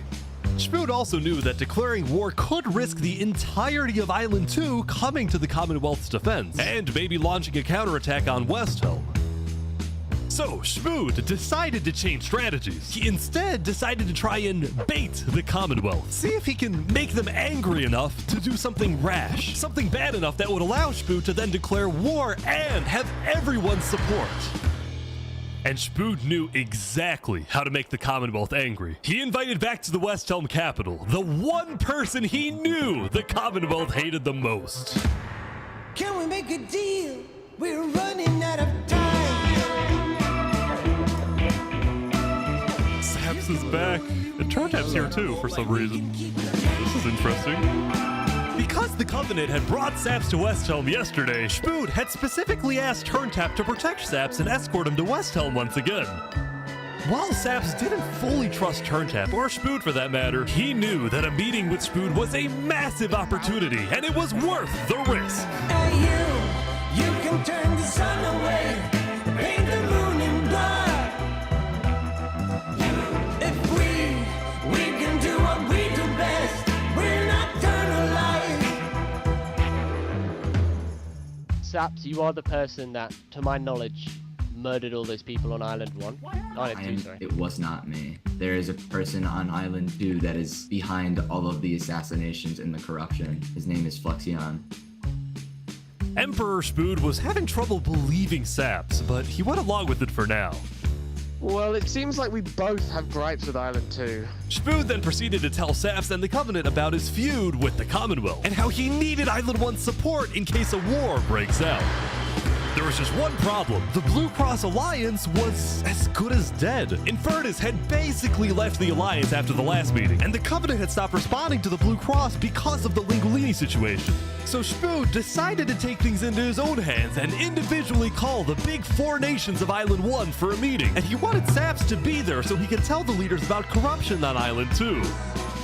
Now, because of Saps' reputation, Seneca and Benji were hesitant. But as long as the meeting was in a wide open area without a roof, they decided they would go. Oh, so you turned the sun away. How could you be so cruel? Ooh, hey. You wrapped the moon in ice. That's not nice. Not nice. To begin the meeting, Spoon first had Saps tell his story. I've been put on trial and sentenced to death for a crime I did not commit. Spoon's goal with this meeting was to convince all the leaders that Island 2 was a threat to Island 1.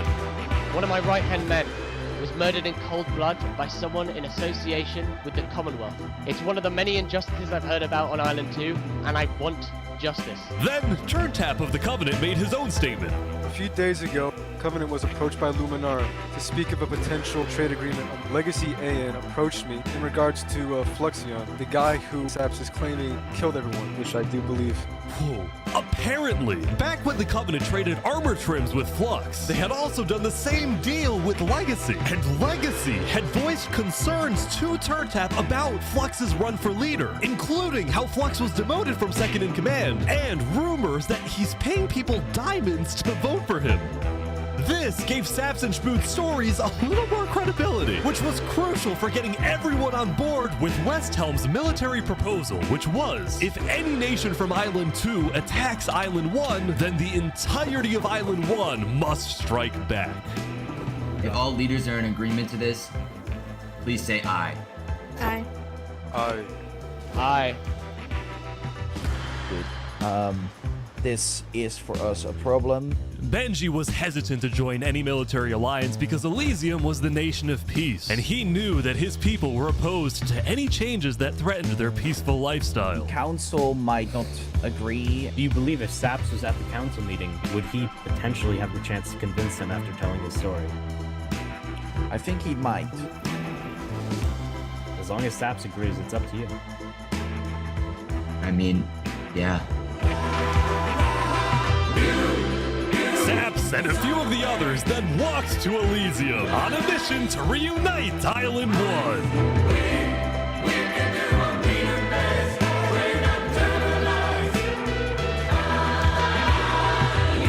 I have been framed for the mass assassination of Island 2 leaders by Fluxion and his conspirator. So many other people have died to the same tyranny and corruption that has been on Island 2. I'm just so lucky to be alive and share my story with you guys. But as Saps spoke, the people of Elysium still had some doubts. Against the corruption in Island 2, which is... But who? What does that, what does we that are mean? not That's vague. What does that Are mean? we going What is the corruption? Listen. Elysium wasn't convinced that potential corruption on another island was enough of a reason for Elysium to get involved. But then, suddenly... A few days ago... What the... What is this? About 15 members of the Westhelm army had inexplicably walked right through Elysium. They quickly left, but it certainly didn't help the tensions. Nonetheless, the proceedings continued. They're being rushed here to pressure us. We're going to be deciding whether Elysium citizens would go to war. I think Elysium citizens need to have a say in that. Yeah, I agree with that. After even more deliberation and after even more time passed, Excuse me, I have to say something important. The troop of people that came by, they are apparently the military from Westhelm. We have reasonable suspicions to believe they are going to launch an invasion of Island 2 in the next, 5 minutes. I do not know. What are you talking? Emperor Spood had grown impatient. After Spider informed him that progress was stalling, Spood had decided to send a squadron of the Westhelm army into the Commonwealth's territory to find and arrest Knight Arcturus. Oh boy, they're almost there, I think.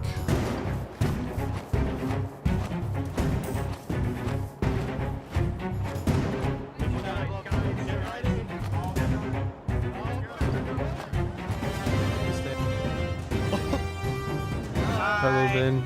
We are here peacefully. We're simply looking for a man by the name of Knight_Arcturus. Alright. We don't have him. We do not know where he's at. We have not seen him, nor have we heard from him. We don't have him. Where are they going? With their first plan failing, West Helm went That's to pretty easy. plan B. Shield wall, shield wall. Oh shit. What's happening, guys? They're forming a shield wall. They're forming a shield wall outside. Everyone leave. We're getting out of here. Yeah. Everyone Commonwealth bail, is such a bail. joke, dude. Holy The West Helm crap. squadron had what? successfully intimidated the They Commonwealth want leadership this simply into for a fleeing their builder. own They just nation. want a builder, West and now Helm they're then went fleeing around, everything searching they've every built. house, every mine, every crevice of the Just Commonwealth. pack it up at this point. But ultimately, He Knight did, Arcturus dude. was Yeah, they literally nowhere just to be did. found. Oh, they didn't even pack it up. They just left. Oh, they're trying to fight? Alright, see ya. This is a Meanwhile, gift Knight at the Cass Arcturus. Coalition. It's not that deep. Hey, can I run something by you real quick? Yeah. You know how everyone's trying to kill Saps because of what he did? And then during his trial, he was all like, Luminara was behind this. Luminara built the trap.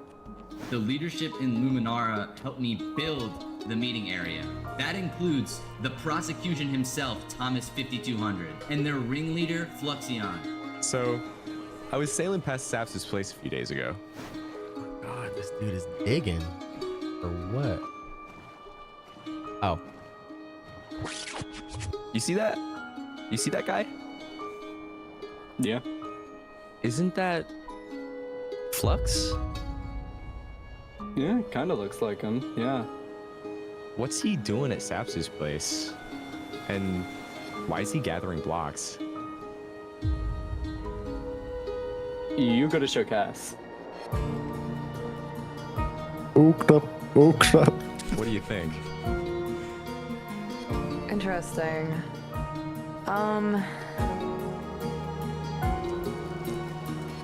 You know what? Go show this to Tricolor. And probably also Hyperion. I'm on it.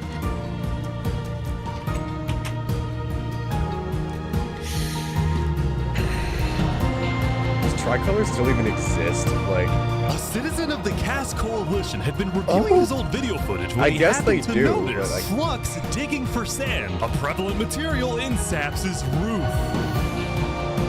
On its own, this wasn't the best evidence. But for some people, it did raise some questions.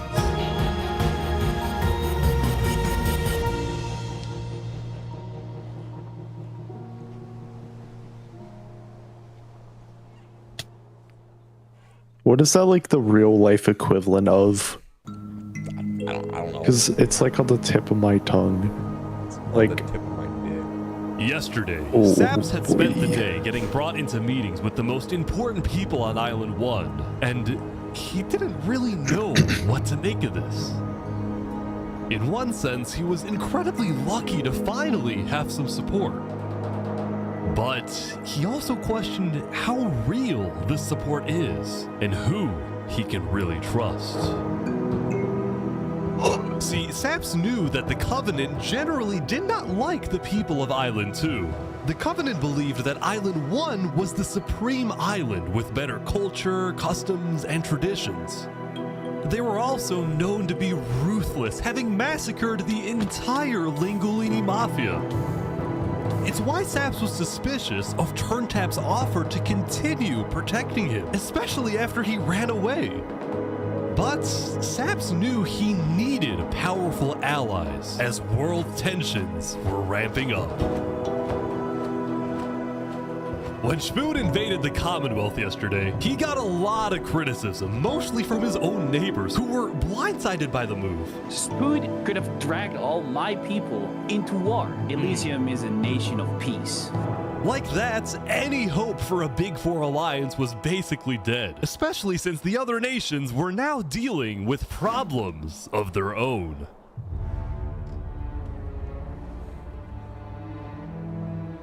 Earlier yesterday, Queen Seneca had found out that Elysium's newspaper, Daybreak Media, had somehow found out that she had directed the Covenant to kill Lingulini. This is why Seneca was so quiet yesterday during the Island 1 snow meeting. She knew this story would be coming out, and she was trying to figure out how she would respond. And on day 9, she made her decision. To dissuade people from invading Infernus, she would show strength by doubling down and hold a joint ceremony with the Covenant, parading around Lingulini's head.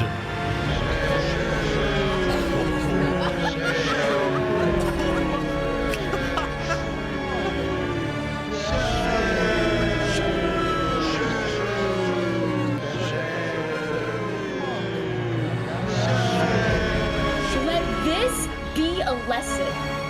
Shame to those who disrespect our volcano.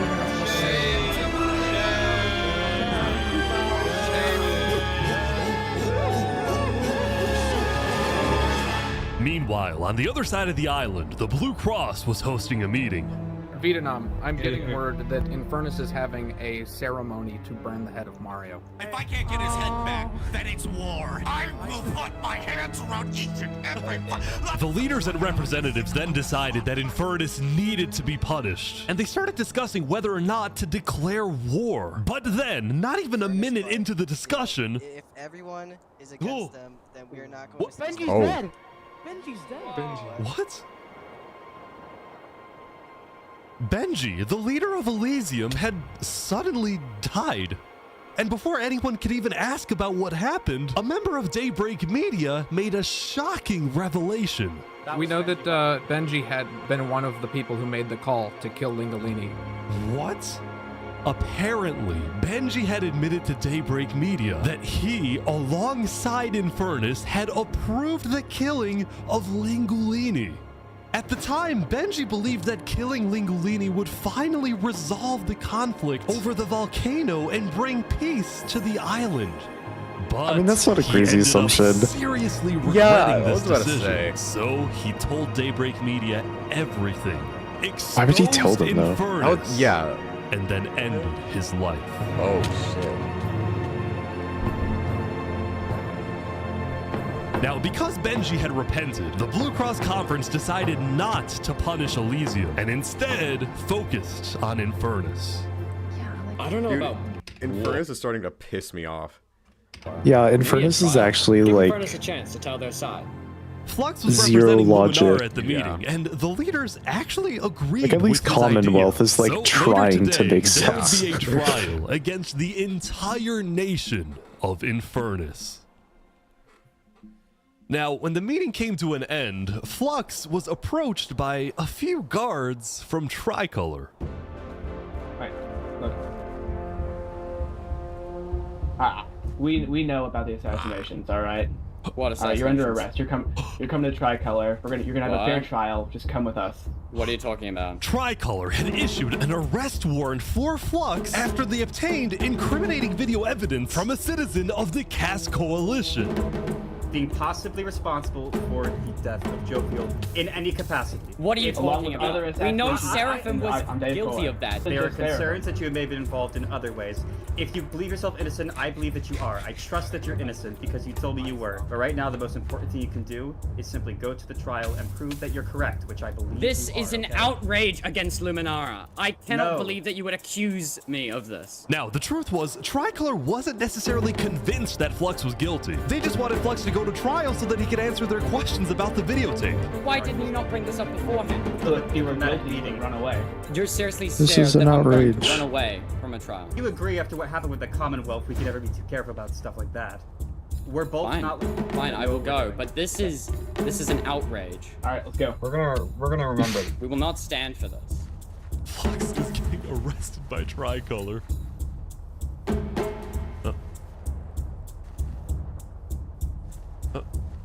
He's like stopping every few seconds. We'll stop. Don't worry about it. The group then passed through Elysium and were about to sail off to Island 2 until...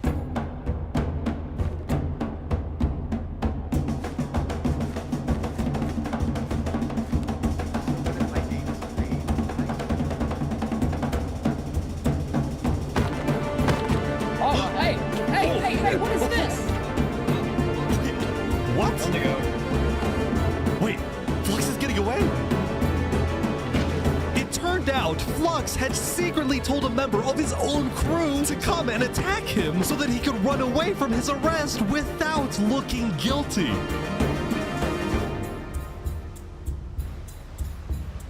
When Flux returned to Luminara, his whole world had flipped upside down. He believed he had covered all his tracks, that he had gotten away with everything. But for now, he had to remain calm and decide on his next move. Legacy. Yeah? We've just been informed that you have ties to the Covenant, and they're working with Saps the Trader. So the problem is, we're afraid you're a national security threat. You have two choices right now. You either drop out of the election this instant, or we can do this the hard way. Oh, that's tough.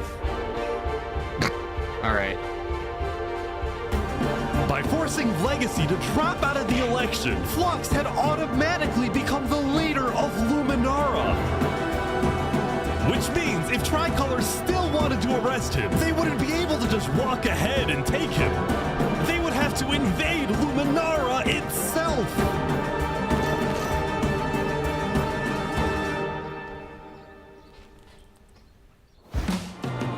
Dude, day 8 was so filler. Like, nothing happened. Yesterday, Emperor Spoon It's had not caused a lot of scripted. chaos I know. with his failed attempt to capture Knight Arcturus. So he spent day 9 repairing relationships, but also forming new ones.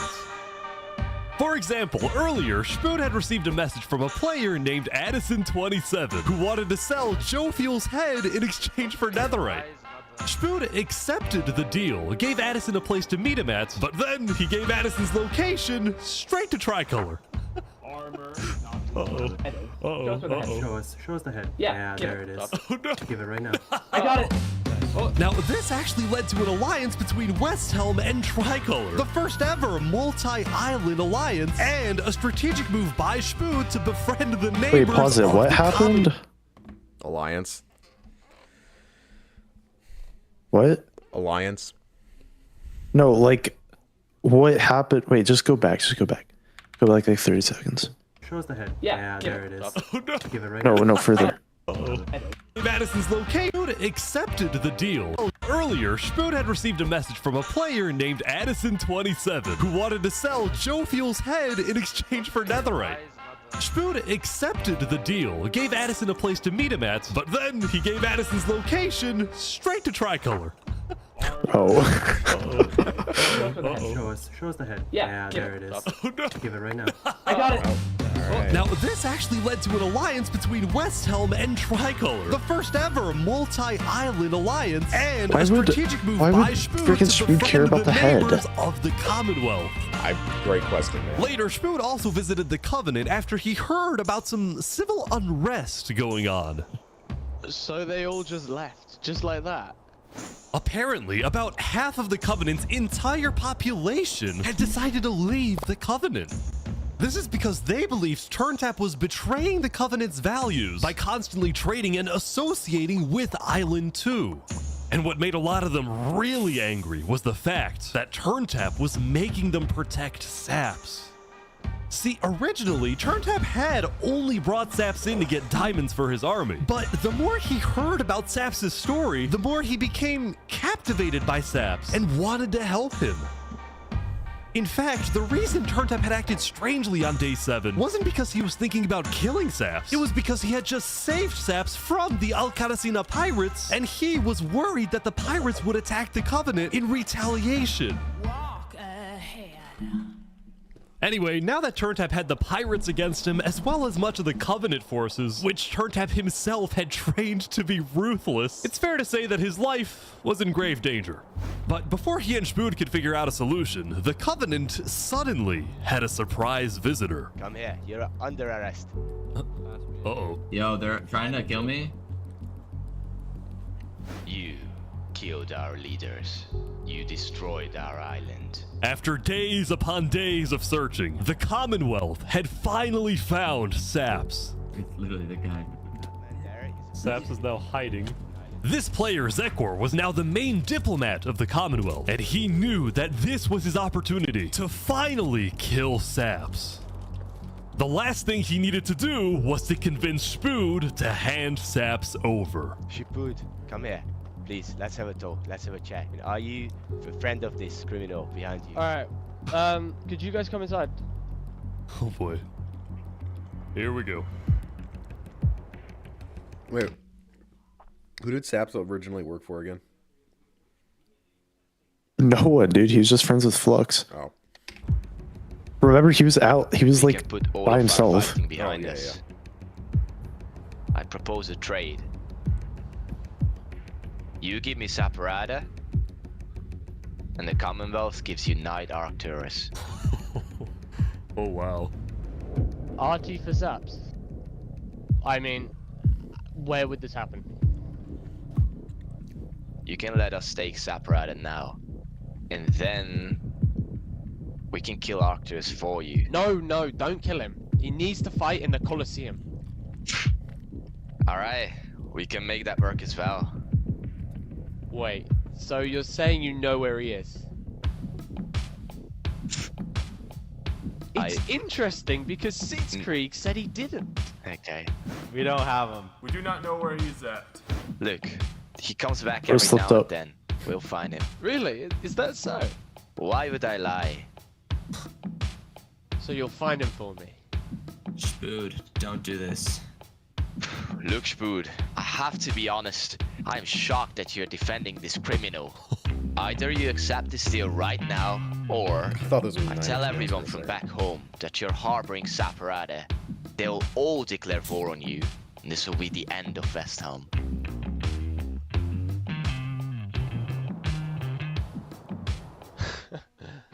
So, just to make the terms of this deal very clear, because I want to be accurate, you expect me to give up an innocent man in exchange for a terrorist?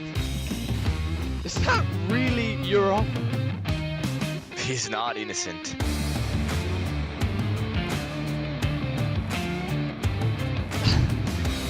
Alright.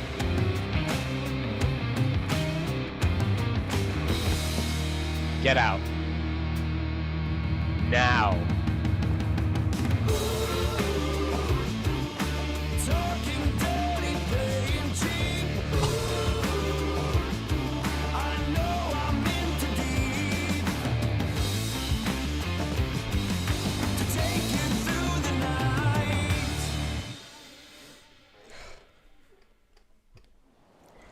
Soon, it would be time for the trial of Infernus, which had become a very anticipated event because Seneca had told everyone that she actually planned to attend. As such, Turntap would be there to help her, which meant Saps also had to go. He wanted the Covenant's protection, which would actually come in handy. What? Saps getting attacked. Oh no. Oh boy, Sap's getting attacked again. The attacker was taken out immediately by the Covenant, but this led to another problem. We need to know whether we should keep Infernus in the area. We are worried about assassinations. Not going in a building, we're having this outside. Seneca and the rest of Infernus had arrived, but were refusing to enter the courthouse because of safety concerns. Infernus is saying outside or nothing. They're not going in. And as expected, people were quickly becoming impatient. I have to stand here for 5 more minutes. I'm gonna pull all my hair out. Let's come inside. These people don't have the ability to come in this building. The trial hadn't even begun and things were already out of control, and then... Someone's setting up Dripstone. Just ban Dripstone at this point.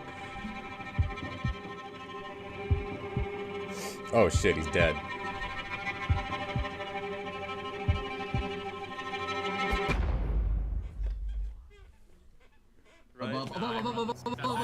Oh! Oh shit. Okay, no, I thought Saps was about to die.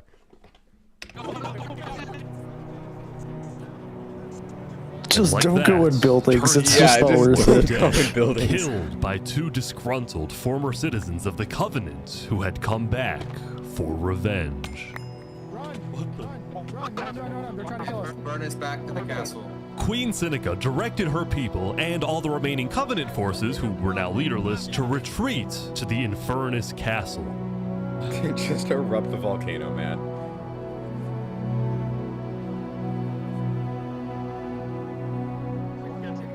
Infernus and the Covenant were eventually found guilty of murdering the Linguini Mafia. But now that Seneca had adopted the entire Covenant army with all of its netherite weaponry, it would be impossible to try and arrest anyone. Saps, meanwhile, was abandoned at the courthouse, so he ran all the way to Westhelm to Emperor Spud, who was apparently dealing with a new political crisis. It appeared that Spud had finally made the Commonwealth mad because, according to a Westhelm spy, it looked like the Commonwealth was preparing to go to war. And on top of this, Spud had received a message from Sitzkrieg inviting him to the Commonwealth for a meeting. Now, of course, Spud suspected this was a trap, but his second-in-command Spider had an idea. Let me go instead. Let them kill me, and if they do, we'll have the right to obliterate them. Basically, if Spider goes to this meeting and actually gets killed, then in the eyes of the world, this will give Westhelm permission to finally wipe the Commonwealth off the map. Dude, please, just get... You're a please, hero, just kill Spider. them. Glory to Westhelm. Spider is such a jit. I know. Bro, the Commonwealth has been pissing me off this whole time. These guys are all waiting for something to happen.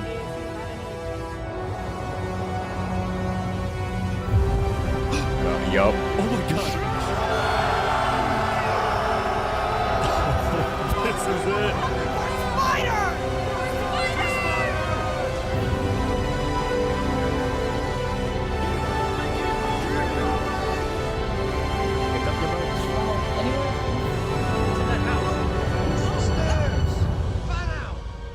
Commonwealth is thinking one move ahead. I know.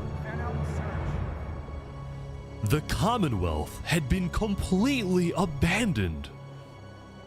See, after Zekor's meeting with Spud, Damn. Sitzkrieg had tried to rally all of Island 2 against that would West. okay, no, that would actually be crazy if they like rigged their whole freaking country so when that army got there, they just blew it up and just killed all of them.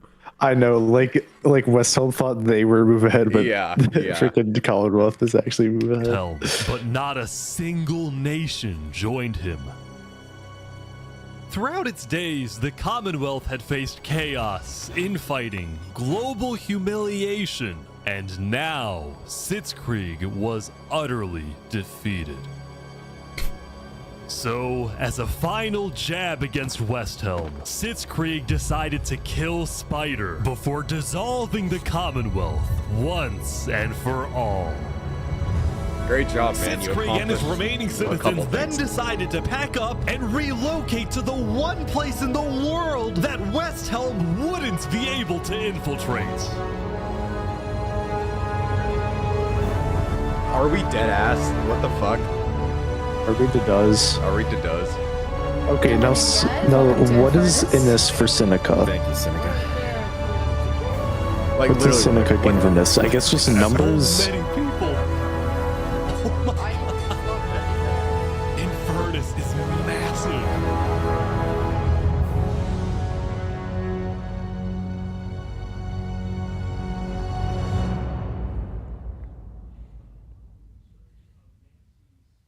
Seneca's like, you can join as long as you bust one out to the volcano once a day. Yeah, like, what? Meanwhile, at the Cass Coalition, it was the end of another good day.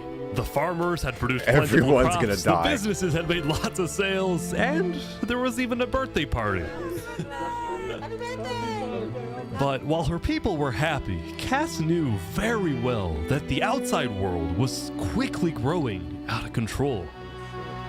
As leader, it was Cass's duty to keep track of all the world conflicts. But by day 9, they were simply overwhelming. She watched from afar as the Commonwealth fell apart.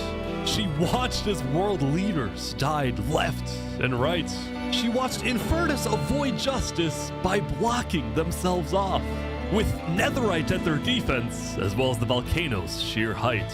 Yet despite all the turmoil, Cass spent most of the day trying to solve what was now the world's biggest mystery. Who had really murdered all the Island 2 leaders? Was it Saps? Or was it Flux? See, earlier at the Blue Cross meeting, members of the Caste Coalition were listening carefully. Covenant was propagating anti-Island 2 propaganda, which is ridiculous. Yeah, we didn't agree with that. Island 1 never had beef with you guys. It was really just a covenant. They can see that Island 1 is gearing up to invade us. Then at least they'll know I tried to warn them when Island 1 comes and kills us all. But the Covenant was going to invade us, right? Honestly, probably not. I think they were just trying to scare you guys.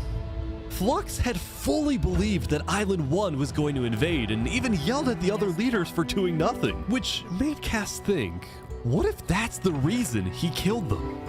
Besides, what would be Saps' motive? There wasn't even a motive alleged during his trial, yet he was still found guilty. In fact, thinking back, the trial itself was suspiciously short, and the judge made a decision very quickly. Well, on day 9, one of Cass's citizens was scouting the Commonwealth and figured out why.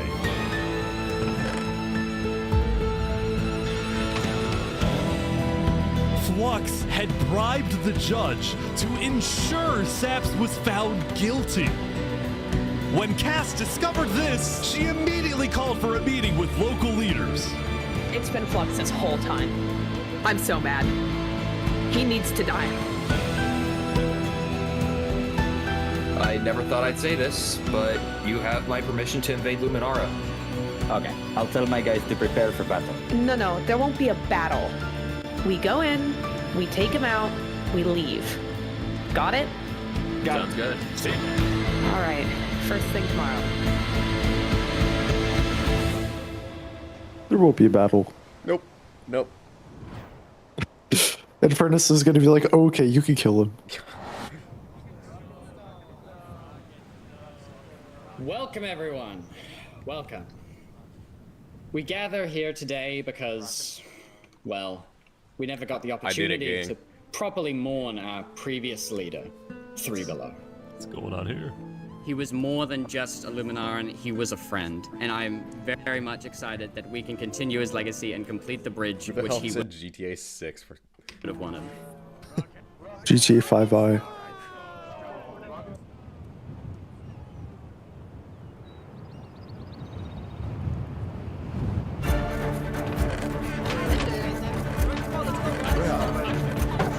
All right, let's go. And so, the Caste Coalition set off on their mission to kill Flux once and for all. On the way, Caste stopped at Aperion to rally their people. We've found the person responsible for the multiple leader assassinations, including the assassination of your own president. Are we ready to fight for Luminara and for justice? The plan was simple. Aperion would invade Luminara from the south, while the Caste Coalition approaches from the sea so that Flux can't escape.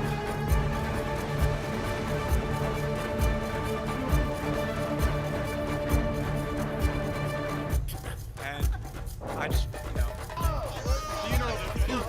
Oh, they're here! They're here! Oh, look. Flux is running. Surrender! They're after him. Surrender, Flux! I don't want to do this! Oh! Okay, wait, surrender! Okay, Surrender! I'm not moving! Flux, you are under arrest, killing Jag, Alki, members of Tricolor, and leader of Commonwealth. This is an outrage! And attempting my assassination! That's just his line. Flux had stopped and surrendered, but there was a bit of confusion. He's entitled to a fair trial. Wait, I thought it was He's our president! Going in, Cass had been under the impression that the people of Luminara wanted Flux to be overthrown, when in reality, most Luminarans knew nothing about his crimes. Don't be speaking to a mass murderer right now. Don't let him get through the crowds, guys. Where's Legacy? Luminarans, do you want this man alive? Yeah, entitled to a fair trial. Oh, come on. All of a sudden, Cass wasn't sure about what to do. Until... Oh, he's running! He's running!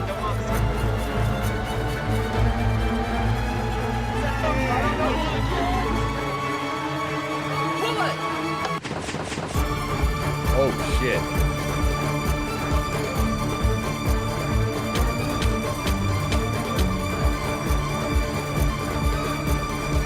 Oh my gosh! He's actually the killer. He's actually the killer. Flux had killed 5 people using a secret trap he had built the day before. This bought him just enough time to escape. You block up behind. Block up behind. That said, Flux knew there'd be a lot of people after him, so when he dug to the surface, he ran straight to the ocean and fled Island 2. Still, Cass and Aperion sent out hit squads to try and hunt Flux down, while Legacy directed the citizens of Luminara to evacuate. I gotta move all of these people over to the Conquistador HQ because no one is safe in Luminara at the moment. Holy. Like that, Legacy had taken over as leader of Luminara. Cass and Aperion were down 5 citizens, and Flux had gotten away with everything once again.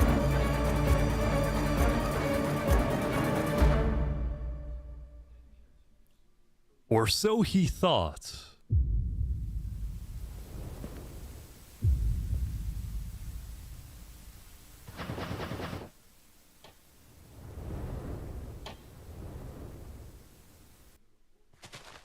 I am so confused on what's happening Oh my god! Oh my god! Oh my god. Oh my god! When Flux's trap went off, the rest of the world had a lot of questions. Was that in Luminara? That was Flux? Wait, Flux killed those people? Yeah. On day 10, word began to spread about what had happened, That was Flux's trap? Yeah, Flux built that trap. which made people think, was Flux behind the murders of the Island 2 leaders after all? Oh, no, man. These pistons look pretty similar from the world leader one. Suddenly, the world realized that Saps had been telling the truth.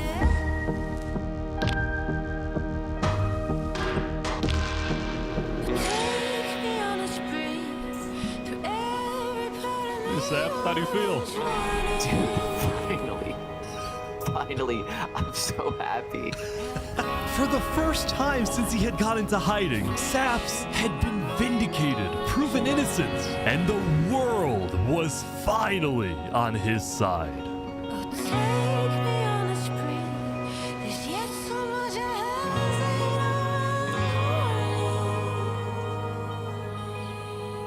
And now, instead of hunting for Saps, all of Island 2 was determined to find Flux. Bro, this is what happens when people want trials. We should have just started killing him. I don't know why anyone stopped in the first place. I would have been the bad guy if I killed him right then and there with everyone yelling, trial, trial. But the search for Flux didn't take long. Someone just saw Flux going up the volcano. Oh, you're kidding.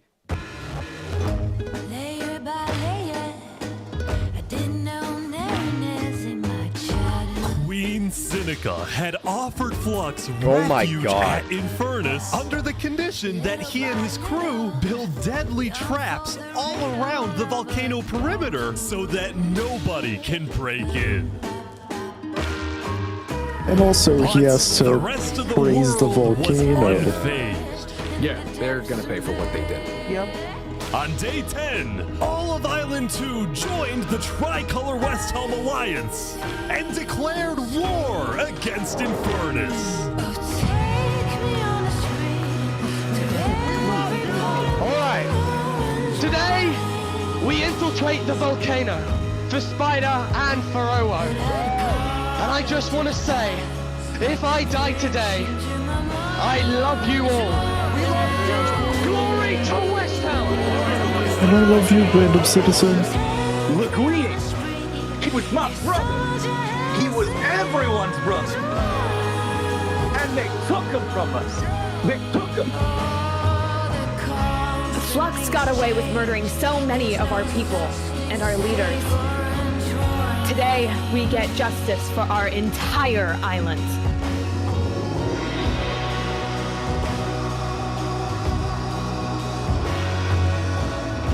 Ok, vamos, Alright, everyone in. I'll meet you at the Coliseum.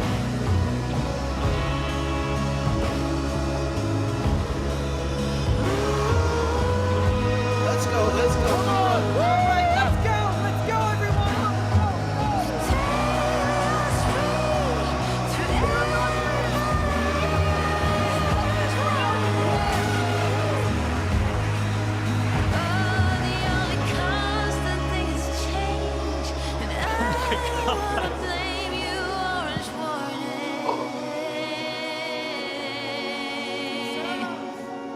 A few days ago, my home was turned into a death trap behind my back. I was framed and then forced to go through a rigged trial. Guilty on all counts. Yes! A few days ago, every single person in the world wanted me dead. But today, What happened to Time Bomb? you all know the truth. That's what I'm saying. I was wondering that Our earlier. leaders and our friends. Today, we walk ahead. We storm the volcano, and we get. I guess he's justice. probably in Infernus. Probably, yeah. Because it dissolved before they found out that he was Saps. rigged. Alright, everyone, listen up. There's a lot of things to watch out for. There's gonna be lava, boiling water, dripstone traps, their entire army. They have the height advantage and netherite armor, but we have numbers. So let's stick together and let's win this thing! Come on! All right, here we go.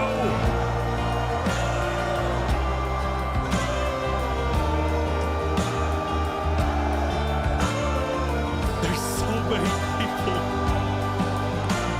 You make me all blind with your civil rights. You demand that I eternize your name. Walk ahead. Oh my Look at all the lava. I think there might be a problem. It's okay, it's good, it's good, it's good. You cover us in shame and I take the blame. Living by the rules, Teen Witch, high school blues. Walk ahead.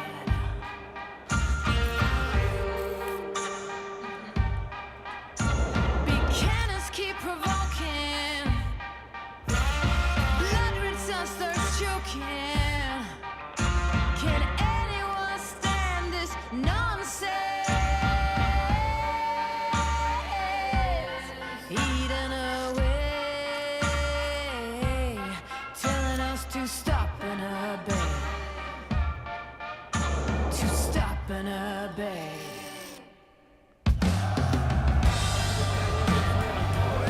They're pouring water on the lava, but the water still burns.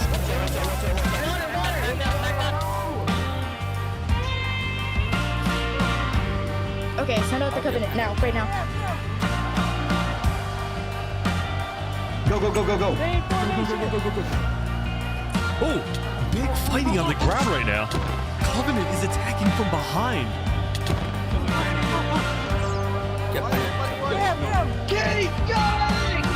Skin shining, Joker's got silver lining. Holy Mary sings songs in the wet rain. Walk ahead. Shields up, shields up! Now every new day is a new fire onto my teeth. It's just chaos on the ground as well. It's the Covenant. Someone show me someone living with desire. Let's get down off our mountain.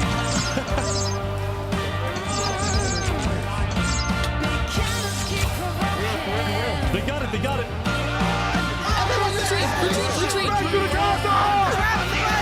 Anyone stand this nonsense? Eaten away. We broke the bridge. Telling us to stop and obey. The final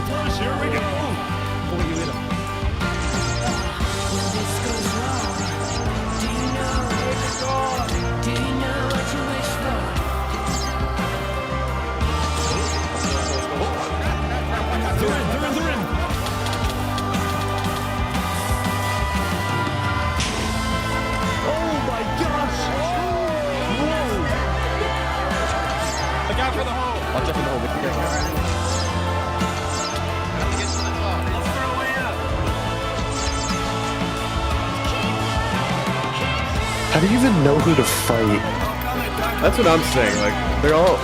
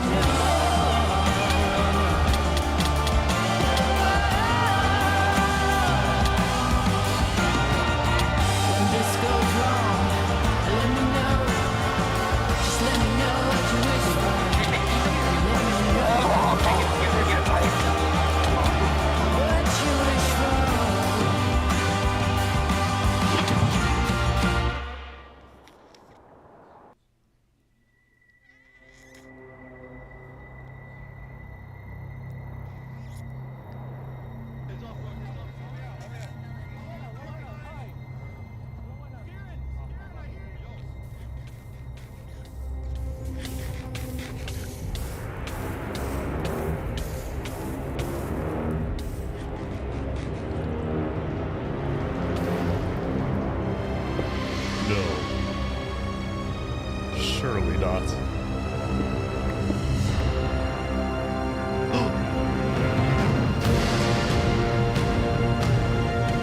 No, of course he has a total. Of course. Where was he? I saw him! I saw him! We're gonna kill him! Run away!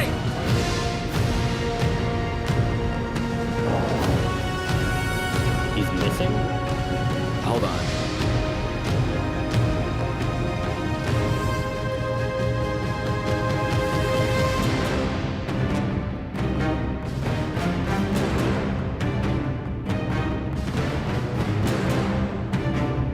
Oh, come on.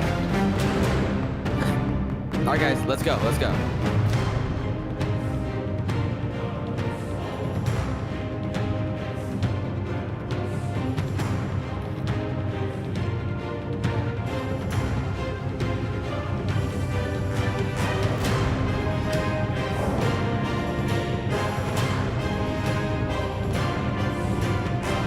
What? No way.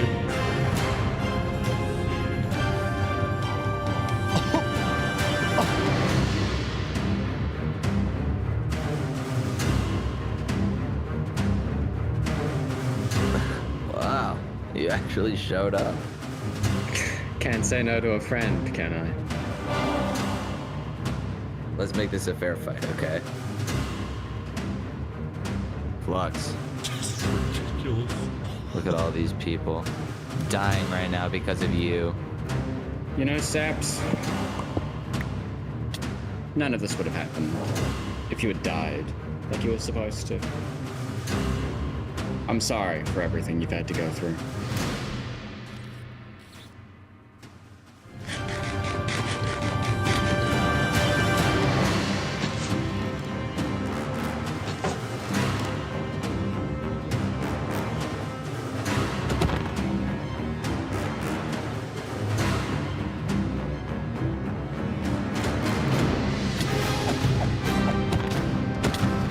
I can't watch this.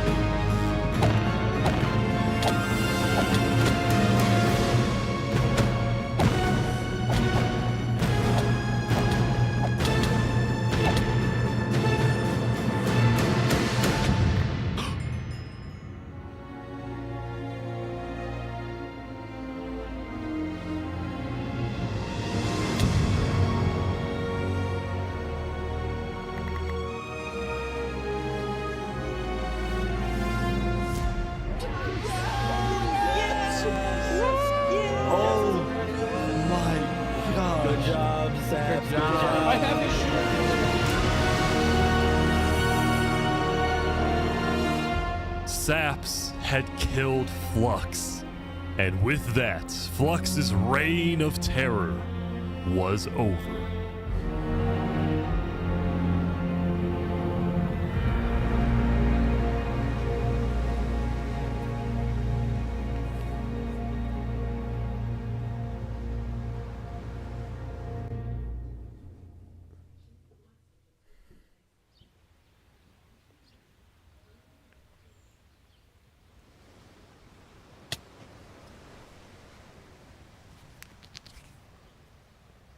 Today, we gather to honor the lives lost in the Battle of Infernus.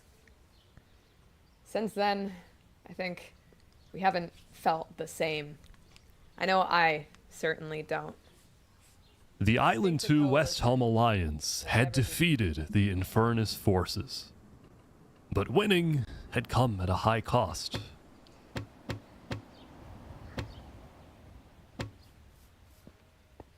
After the war, people across the world took time to mourn their dead, reflect upon the battle, and then, eventually, decide how to move on.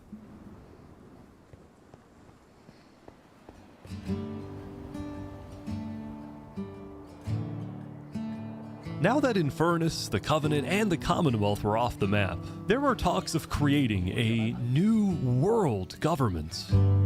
But ultimately, it never really materialized, and... Create the United States? What the fuck was that? all the remaining nations just agreed to do their own thing and have peace. In the corner of the crowded Island 1 had taken the brunt of the war. Crops trampled, the big tree scorched, the volcano ravaged. As a result, people across Island 1 struggled after the war. But I'm dead. Some of them joined cults, while others moved to Island 2 in search of a better life. Elysium was fine though. Instead of going to war on day 10, the Nation of Peace had decided to hold a peace festival. And on their shore was something new. A bridge stemming all the way from Luminara.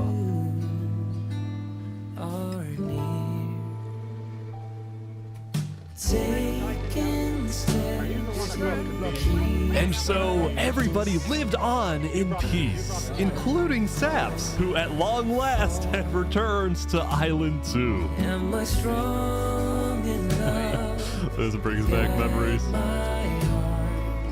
Still, the world wasn't totally conflict-free. The Cask Coalition Bakery was yet to be exposed for causing the death of Wood Daddy. And Knight Arcturus was still in hiding, yet to be found by Westhelm.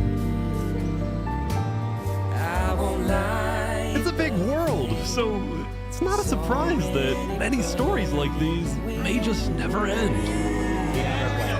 But I think there's some beauty in that. Do we all so slowly lose control as emotions overflow?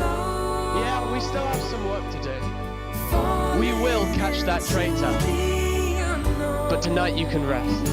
You've made your emperor very proud. Or do we all? Jury, you have heard all of the evidence. If you find Thomas 5200 guilty of aiding Fluxion with his reign of terror, jump now. Tomas, may you find mercy in the end, senor.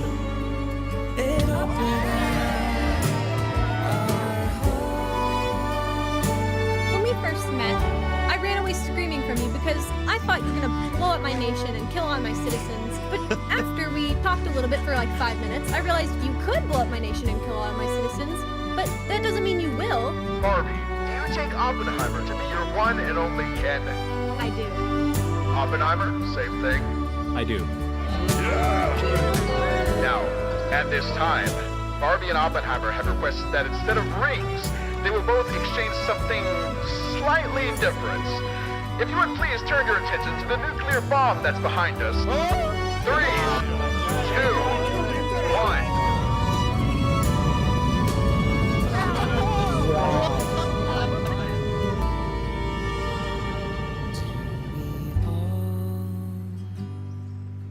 So slowly lose control as emotions overflow, falling into the unknown.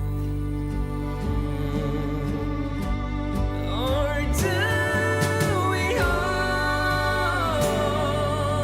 guard our small fragile hearts? All right, that was peak. I got a piss though. Holy cinema. I know. All right. Ardentopia and